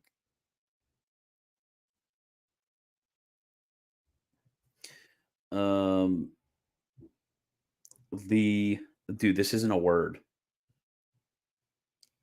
was like Aleph, Vav, Yod, Vav, Vav, Yod, Yod. Like, what the frick is this? It's not a word. Yeah, $100,000 in your monkey money, your like Monopoly money. Astro, I'll give you $5 if you JP2 post every day on Twitter. Positively post about JP2. Okay, no negative JP2 posts. None.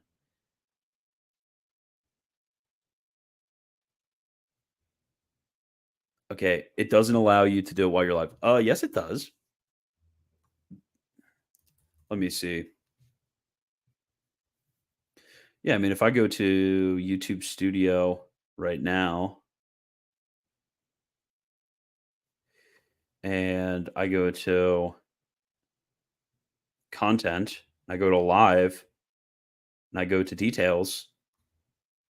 Oh, you're right. Oh, wait, yeah, no, it says change. I can change it. Yeah, I can change it. It's going to cost negative $5.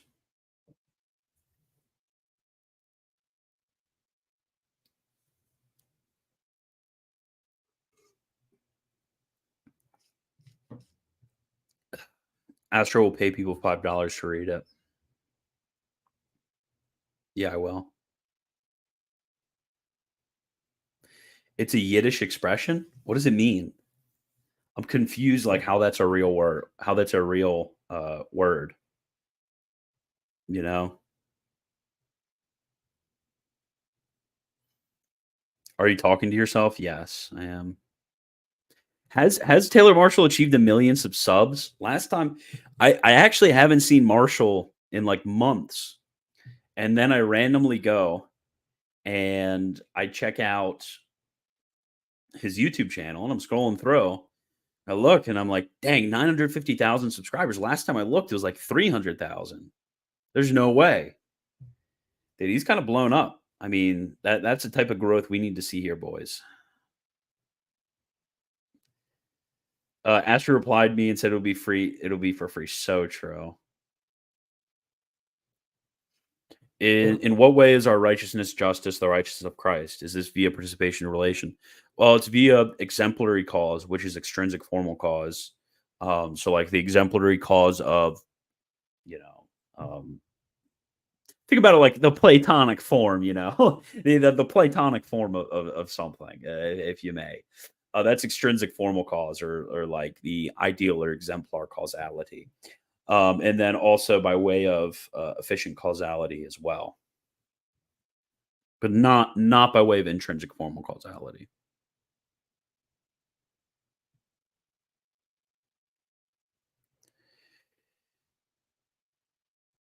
Look at the Hudal reply to your tweet about Hassan being late.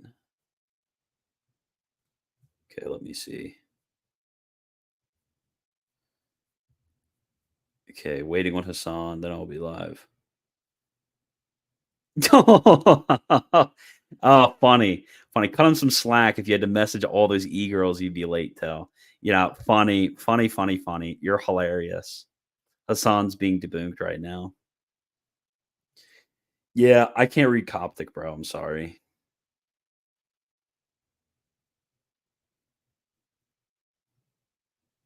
Although that would be fun to learn Coptic. That would be fun. That's gross. Hassan's coping right now. It's like, no, don't say that. Don't say that. Don't say that.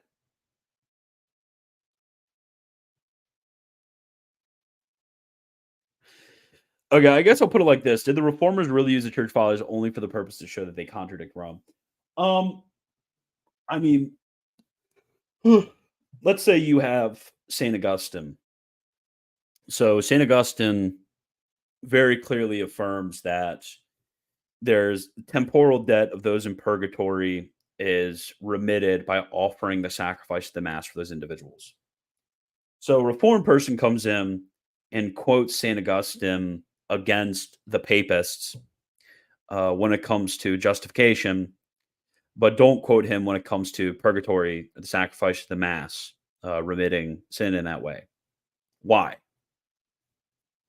If you answer my question, then you'll probably have the answer to what you're asking me.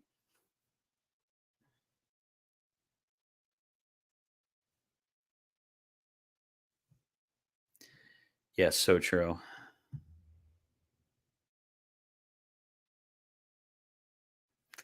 Can you, yeah, funny, Wagner, can you read St. Thomas's letter to Lady Margaret of Flanders on stream? Thanks. Yeah, hilarious. Yeah, funny, guys. Funny.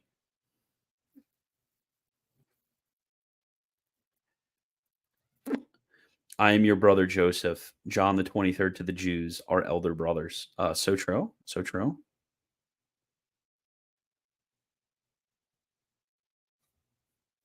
So true. Elder brothers, real. Do you agree with CT's take that unless you accept their position that the Novus Ordo is an illegitimate right, the SSPX has no reason to exist? I think it makes sense. I think that makes sense for sure. I mean, that's like the entire founding and foundation of the SSPX has to do with the illegitimacy of the liturgical changes after Vatican II.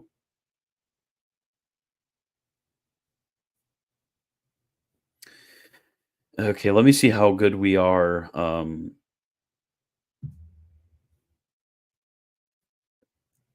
Wow, you are a good thinker asking questions like this. If our justice is the justice of Christ by exemplar, then whose justice is Adam and Eve's when they had original justice? And if it's different, how is it ours different? Yeah, so both so St. Thomas, he talks about this, but both our justice and Adam and Eve's justice are the justice of Christ by way of exemplar causality. Like that's completely true. It's just that the justice of Adam and Eve were not the justice of Christ by way of efficient causality, but only actually by way of final causality, where ours is by way of efficient causality. So that's why, for example, when Adam and Eve died, they went to the limbus patrum, the limbo of the fathers. But when we die, we go either to heaven, hell, or purgatory. We don't go to there's no limbo of the fathers for us.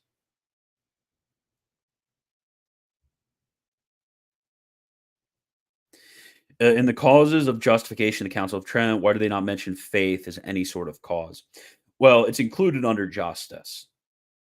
So justice is the rectitude of the soul. That's what justice is. So faith is in the scholastic sense. If you want to talk about more so in the way in which it's usually used in sacred scripture, it's used for a multifaceted virtue in sacred scripture, including things like repentance, charity, desire, things like that. Pere Lagrange actually has a good take on this. Pere Lagrange is different than Garrigou Lagrange, by the way. He's a biblical interpreter. It's actually the uncle of Garrigou Lagrange. Okay, just clarifying. But yeah, so rectitude of the soul, charity resides in the will, faith resides in the intellect, in the scholastic way of speaking. So really what justice is in this rectitude of the soul is going to be faith, which works or is formed by love. So yeah, when we say that justice, not by whereby God is just, but that whereby he makes us just, we're including in that justice faith.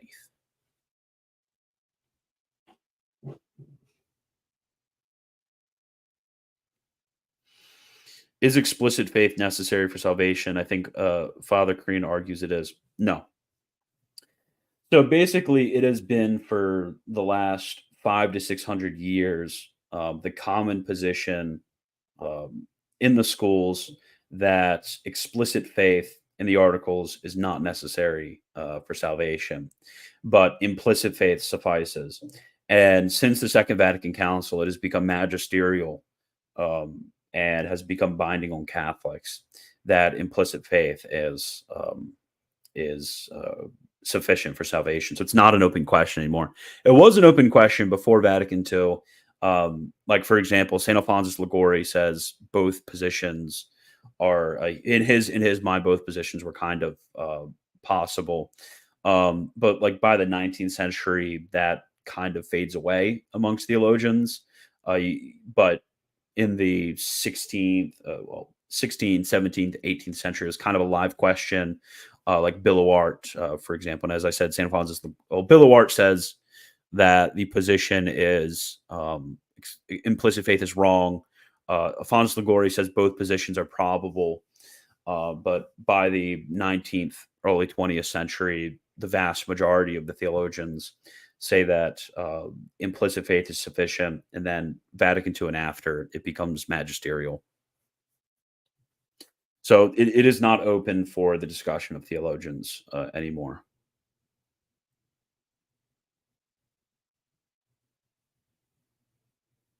Okay, good question. What's the difference between implicit and explicit faith?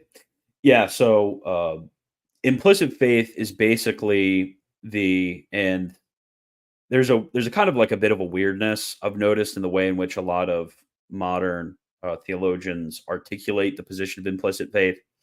So we talk about the implicit faith that we have in God, his existence and providence. We're talking about his existence and providence in a supernatural way. So just like there can be a twofold love of God, both a natural love of God and a supernatural love of God, of the goodness of God, so there can be a twofold adherence to God, his existence and providence. One, his existence as creator and author of natural providence. And second, his existence as redeemer and elevator, and his supernatural providence, which is what the book of Hebrews talks about when it talks about that God is and rewards those who are just. It's talking about his existence in a supernatural way, and as author of supernatural providence. So what implicit faith is going to have, because if you think about it like this. If, let's say, we had all of the articles of the faith are basically those things which are minimally necessary for explicit faith.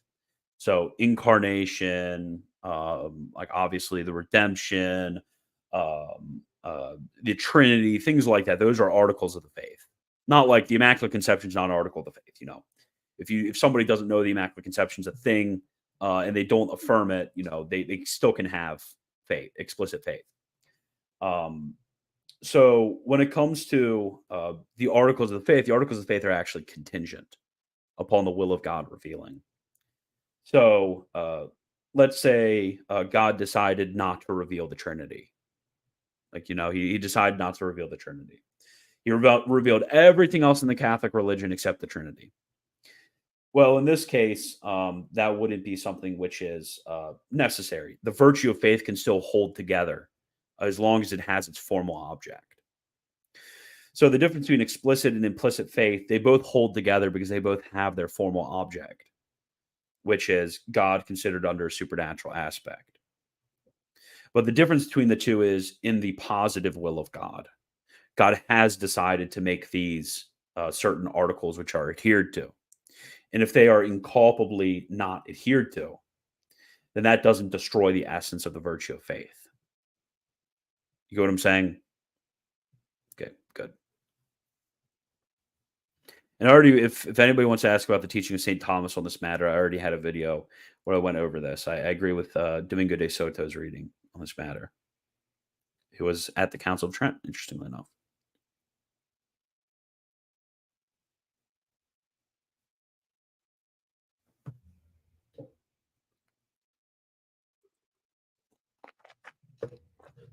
Okay, here we go. Bro, I love this channel. I'm coming out of Reformed Protestantism. What books would you recommend to a noob like me on Catholic theology? Read Thomas Joseph White's The Light of Christ. It's a very good book.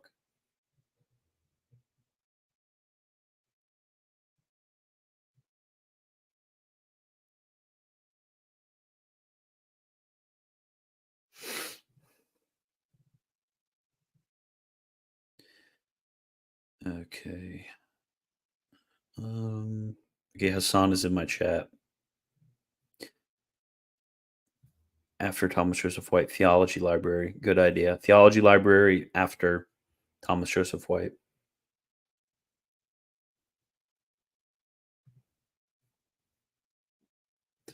Your recommended book list on your website has been extremely helpful. Oh, thank you. Okay, so how is sanctifying grace and faith formed by charity both the formal causes of justification? Okay, so basically what you have, let me bring up the good old chart for you, so I can explain. I got to visualize.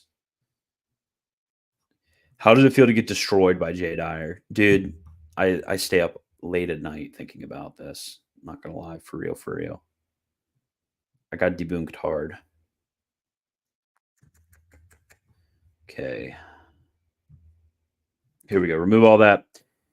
So, okay, sanctifying grace. So, sanctifying grace is an entitative habit that resides in the nature of the soul. We know we have the nature of the soul, and then from the nature of the soul branches out into the faculties of the soul. So, you have, like, for example, you have nature of the soul, which is really distinct from the intellect, the will, the appetites, irascible and concupiscible. So, basically, nature of the soul, faculties of the soul, then also faculties lead to certain habits plus acts. And these habits and acts are specified differently by their formal object. So, if you want to like fully work out, okay, what are all of the different, based on all the faculties of the soul, based on all the different things that it can do, all the habits it can have towards all goodness and evil, like what are all the various ways that this could happen? That's basically secunda secundae in the Summa. St. Thomas working out all of the ways in which this can happen. So, sanctifying grace, it's kind of like a root, if you may, and it branches out into flows forth into all of the different faculties of the soul, supercharging. It's like a second nature on top of the soul, supercharging all of the different faculties, giving all these different habits, motivating all these different acts. And that sanctifying grace flowing over into the soul, that is what we call the supernatural organism. Supernatural organism. So basically, sanctifying grace, the principal effect. So we talk about what sanctifying grace. Sanctifying grace flows forth into the intellect, which we talk about in terms of faith, and will, which we talk about in terms of charity and plus hope, depending on whether it's present good or future good. So it flows forth into the intellect, into the will. So we can talk about sanctifying grace as the formal cause, if we mean in terms of the sort of foundation of the whole edifice, or we can talk about fides formata as the formal cause, if you want to talk about like the actualized order within the soul. But good question.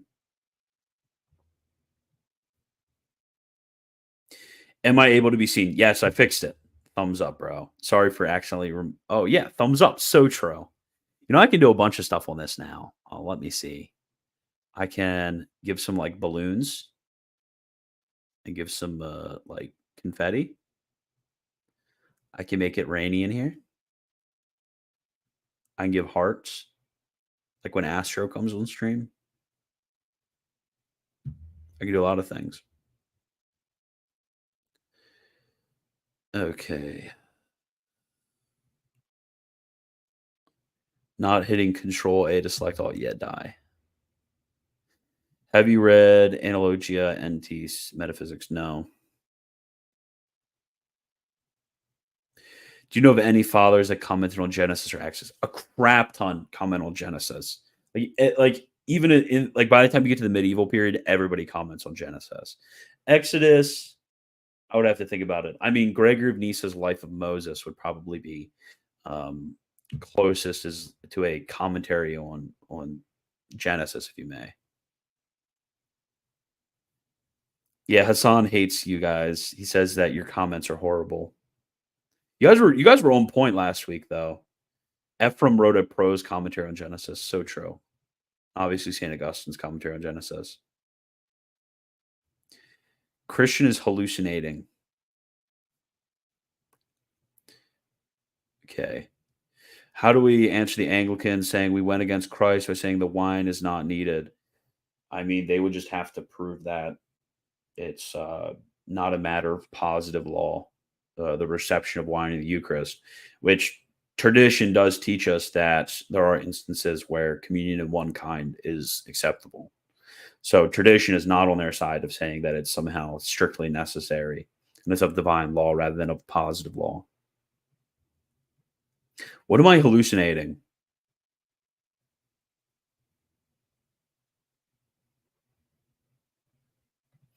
Oh yeah. Every time Astro comments, this is literally me. This is literally me every time Astro comments. Wagner, you didn't answer my question. Why is your Discord full of weirdos who are not Catholic? That's not my Discord. Numenites 2 is my Discord. Numenites 1 is not mine. I handed it over. Okay? So let's get that straight. I've been very clear. It's not my Discord. Okay? See, Numenites, not my Discord. Thumbs up? No, let's get the thumbs up animation going here. Not mine.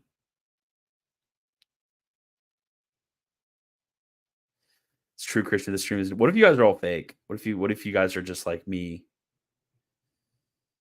What if you guys are just like an illusion of my mind? What if the entire internet is fake and it's all just for my entertainment that you guys exist, supposedly exist, and I am just talking to myself? Who knows?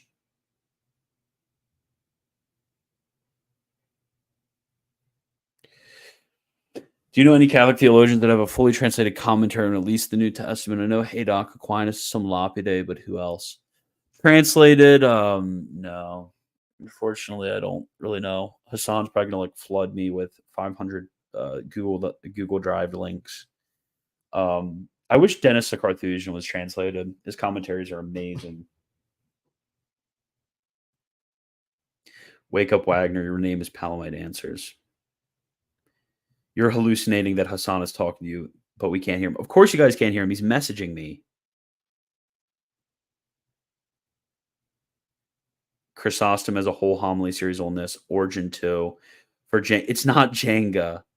Palme, Pereira, Salmaran, blah, blah, blah. However you pronounce all these names. It's not Jenga. It's a different guy, Hassan. We thought that you were Jenga, Mr. J edits. So that's why we were bullying you so hard. We thought you were Jenga. So I'm sorry for bullying you.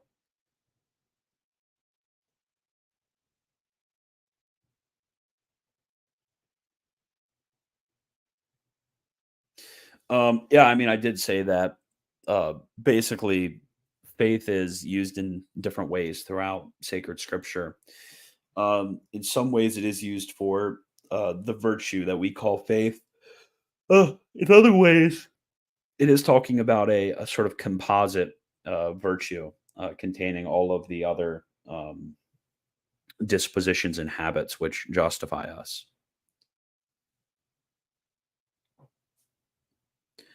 Okay, so there's the list that Hassan sent. Salmaran, Pereira, and Calme, and there's supposed to be a T at the end of this. I like Father Todolabin's statement that just by existing, we are intimately connected to God. He said that in response to objection to created grace, making Catholics atheists. Yeah, it's really stupid because basically it just comes down to a bunch of weirdness about like language like participation and like what that means, or union and what that means. Is Papacy Hub the main Discord for Wagner here? No.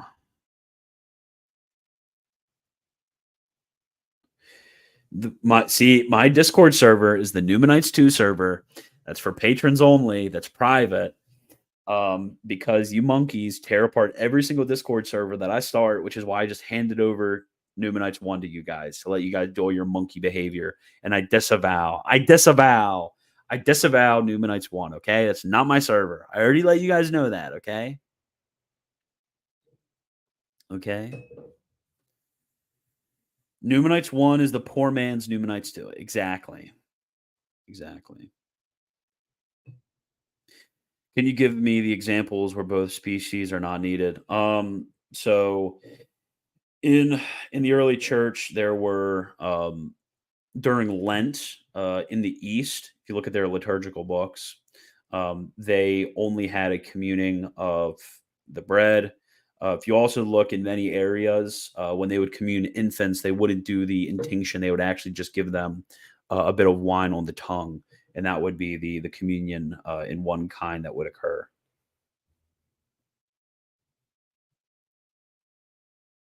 Wow, paywall for New Nights 2 is crazy. Wow, that's crazy. That's crazy. I put that at $2 a month. Okay.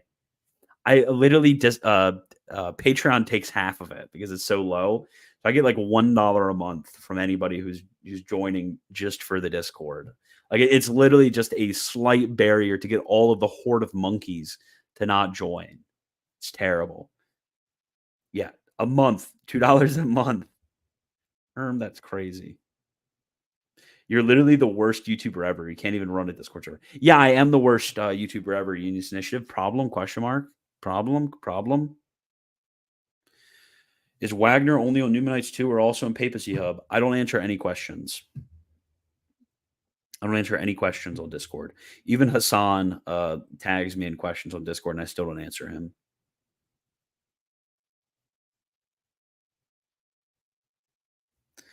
Imagine all the poor people we could feed with $2 a month instead of paying for Discord. True. Correct. Problem?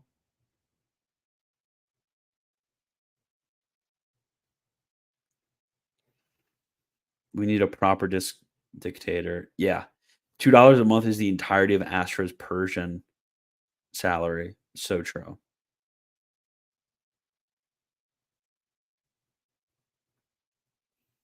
You don't answer any Discord questions. Did I hear you right? Correct. Correct. I do not. You can't feed anyone with $2 anymore. That's actually untrue. If you get a Sam's Club membership, you go there, you can get a slice of pizza you get a slice of 4-meat pizza for less than $2. Whoa. What's going on here? NILH Nile. What? Is that it's the edition of the Summa that is with the Aquinas Institute. Go to Taco Bell. There's nothing for $1. Well, you're just not playing the game right, Unionist Initiative.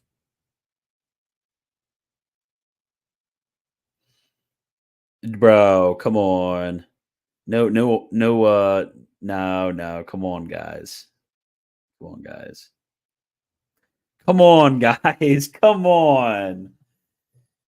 Come on. Oh, come on. Don't do it, bros. You're gonna get this stream taken down. Could this Unionist Initiative, could this actually get the stream taken down if they keep doing that in the chat? Oy vey. Oy vey. No? Okay. Yeah, it's whatever then. Stop. It's your internet. It's not my internet.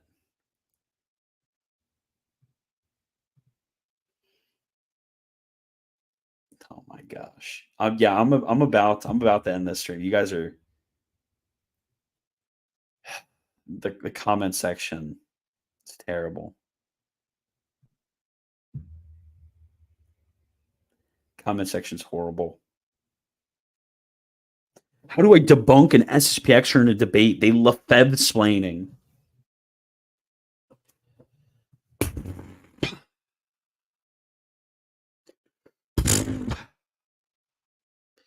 How do you debunk? How do you debunk this guy? How do you debunk that guy? How do you debunk this? How do you debunk that?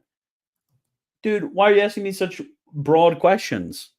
That's like saying like, how do I,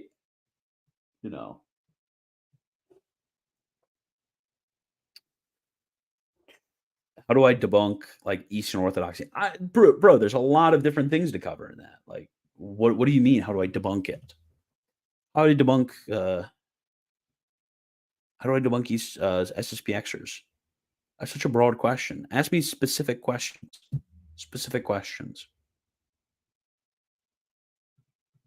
Erica, what do you mean? Oh my, stop, Em. Don't ask me that question. You know that I can't answer that question, Em. You know that I can't answer it. Okay? You know that I can't answer that question, Em.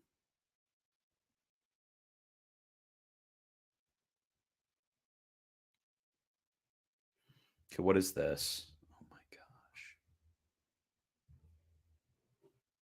This is about to be the worst thing I've seen in my life, isn't it? Can we look this up? Oh no. This is going to be bad. Erica? Oh, heck no. Heck no. No, bro. I'm not playing that. I'm not playing that. No, dude, no.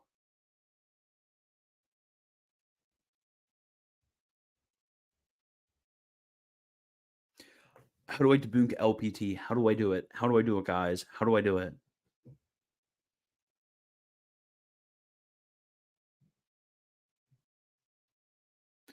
Play with the stretchy monkey. It's near my bed.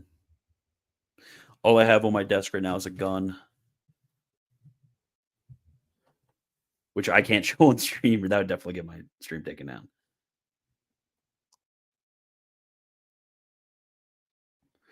Erica is a German marching song from World War II. Yeah, I know that now.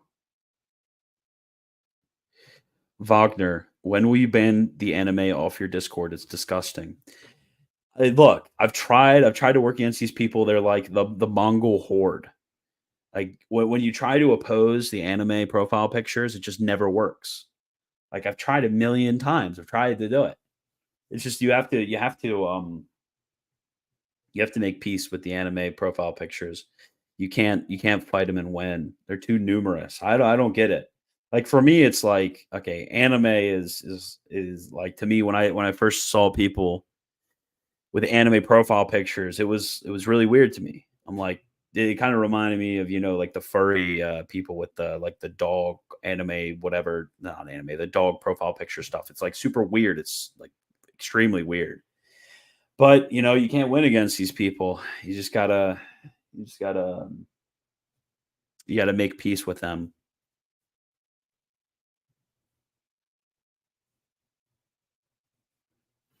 Tell classical theists to unblock the next. What did you say, Scholastic Zoomer? What did you say? What is the hardest Catholic dogma to accept? None of them. Nick Fuentes is a controlled opposition.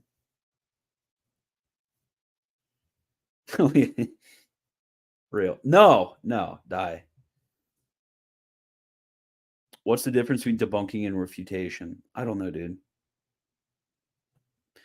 Do you have any thoughts on Kevin Non-Tratty Cat's channel and his content about Catholicism if you've seen it before? No, I don't have any thoughts.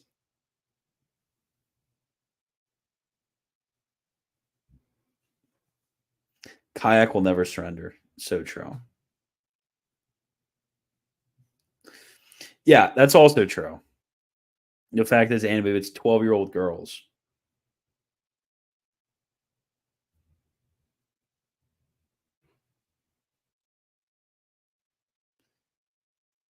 Okay, thought on analytic philosophy. New schism.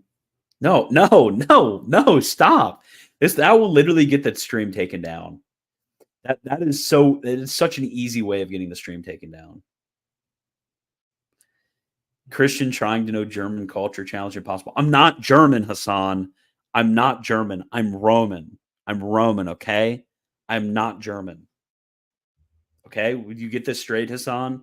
I'm not German. I'm Roman. Yeah, shut up, Hassan.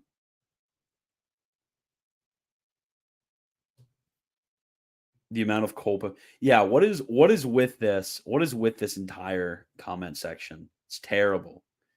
What are with you guys? Luigi's not banned. Luigi got banned and then he got unbanned.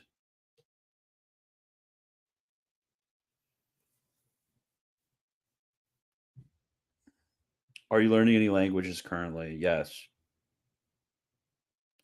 Would you vote Mark Robinson for president? Mark Robinson? Absolutely. Our first black president. As a fellow Aryan, Astro, you should understand. Astro and I, that's why we're besties. We're fellow Aryans, you know. He's he's the Persian Aryan. I'm the German, you know, whatever Germany's supposed to mean. The German Aryan, you know, it's like separated by land, but not by peoplehood, not by people group, you know. How are you still motivated to live? How do you survive with these live chats? I don't know, Hassan. That's a good question. I don't know why I'm still alive. It's just like terrible live chat. You guys were so good last week too. It's so many great questions. You know, I think it was last week and the week before. So many great questions, so many great discussions. And now this is just, you know, and you guys, like, after I go off, you guys will be like, "Oh, great stream, guys, great stream." You guys do that all the time. I mean, I'm like, yeah, I guess it's kind of entertaining, but I mean, I'd rather we talk about more interesting stuff, you know.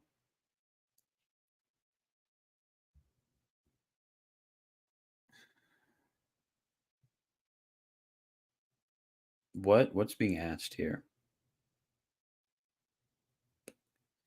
Do I ever want to learn German? No. Yes, so true. Astro and I are separated brethren. So true. Okay, so Hassan said, I'm about to go in for my x-ray, Christian. What are your thoughts? Like, I'm about to go in for my x-ray. What thoughts? Question mark? Thoughts?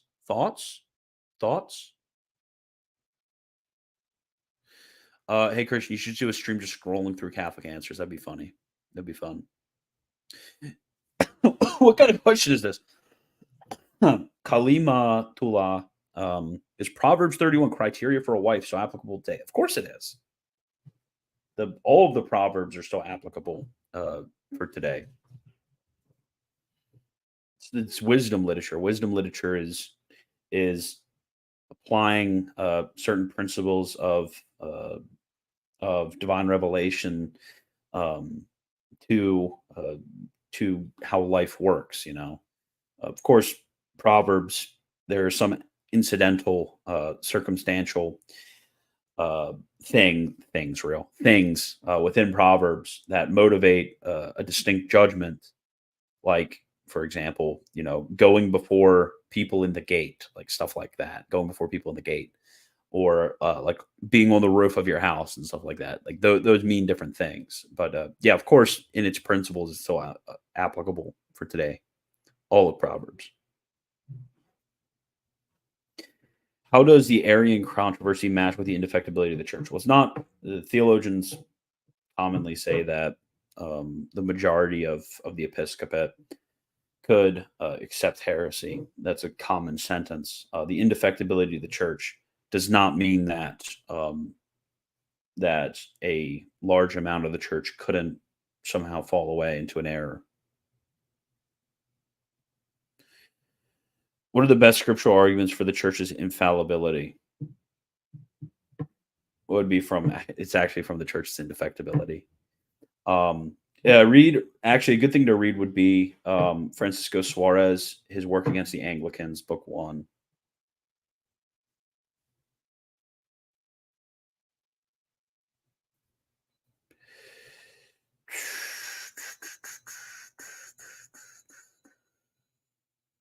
Do angels have subtle bodies? No.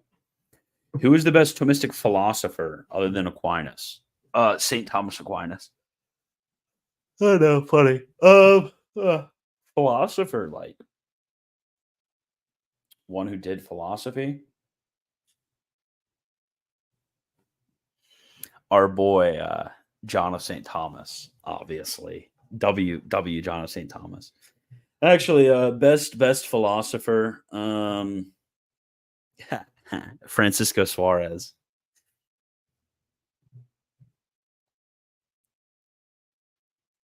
Okay.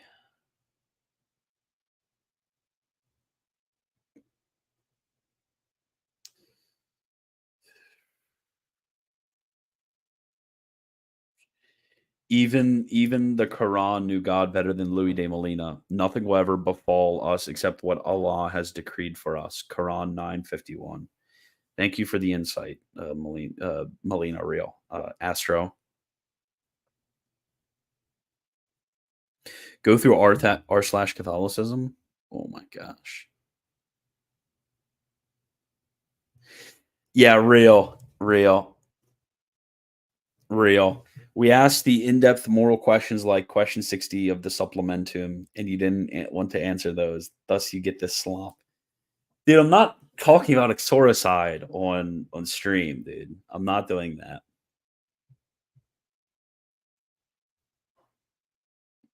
Wait, no, scroll through r/. I didn't know there was an r/liberal Catholicism. Oh my goodness. Gory sacred art's fine. We've always done it. Learn Latin. Stop asking me whether stuff is translated. You guys always ask that. Like, oh, is it translated? No, it's not. Learn Latin, guys. There's plenty other stuff in English for you guys to read. There's plenty of stuff out there in English to read. Stop asking me whether stuff is translated. Okay? It's like, I get that question. Anytime I post, I'm like, oh, here's this cool quote from, Bill of Art. And everybody's like, oh, is that translated in English? Is that translated in English? No, it's not. It's not translated in English. None of it is. Okay? Okay? You guys get it? Okay, good.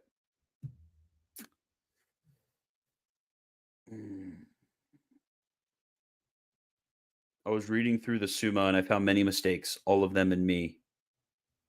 I'll get what you're saying, bro.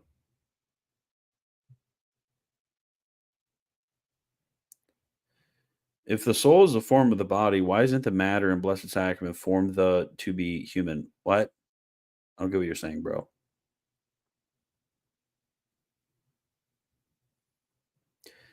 Will you ever do a stream with WM Review? That'd be cool.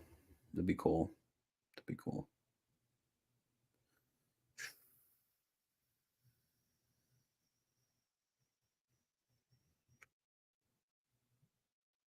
Oh my goodness. Yeah, I did yell at you. I did yell at you for asking if Henry Norris was translated. No, he's not. Why would he be translated? Who is out here translating Henry Norris into English? Who is going to do it? Who's translating Cardinal Norris into English? Nobody. Nobody would ever do that. It's like, let me think about it. Is like,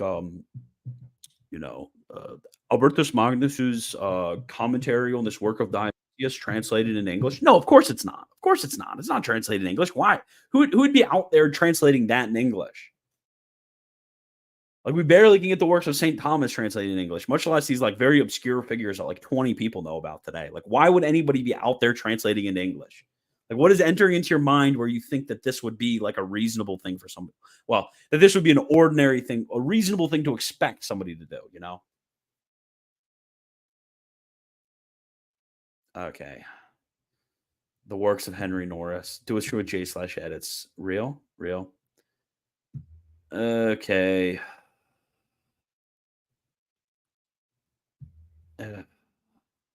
Okay. I'm leaving. Oh my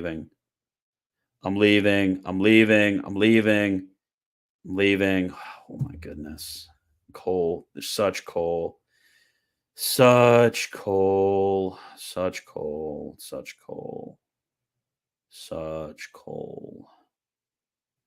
All coal. No, don't leave. Yes, I'm leaving. I'll hop into VC with you. Astro, I'll hop into VC with you, okay? We can VC, bro. We can VC. Why are you making me leave? Heart, don't.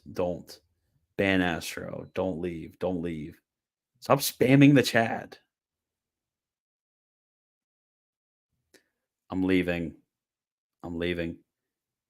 X-rays completed. Got worse. Yes, Hassan, it did get worse. Let's VC and Numenites 2. Okay. Well, Numenites 1. How about Numenites 1? How about that? How about Numenites 1? I'm gonna send the link in for Numenites 1, okay? If you guys want to join, I'm gonna VC afterwards. Let me see. Give me like 15, 20 minutes, something like that, and then I'll VC. How about Numenites 1? How about that? How about that, Fermion? You ever thought about that?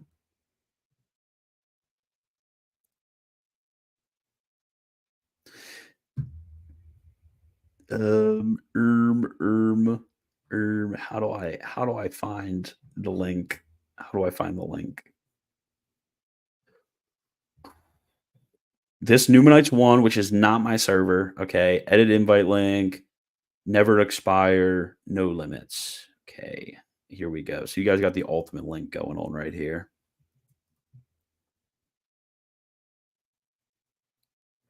There you go. How about that? How about that? You guys can all VC and Numenites too, okay? You guys can all do it. Don't go. I'm going. Okay, bye. What happened? They were terrible. Horrible. Yeah, VC and Numenites 1. Yes. I'll probably join in like 10 minutes, okay? I'll VC. Yeah, IP grabber. Real. I'm going to IP grab like 80 of you guys. Yeah, trying to join at once. Real. Yeah, anyways, goodbye, everybody. And as always, God bless.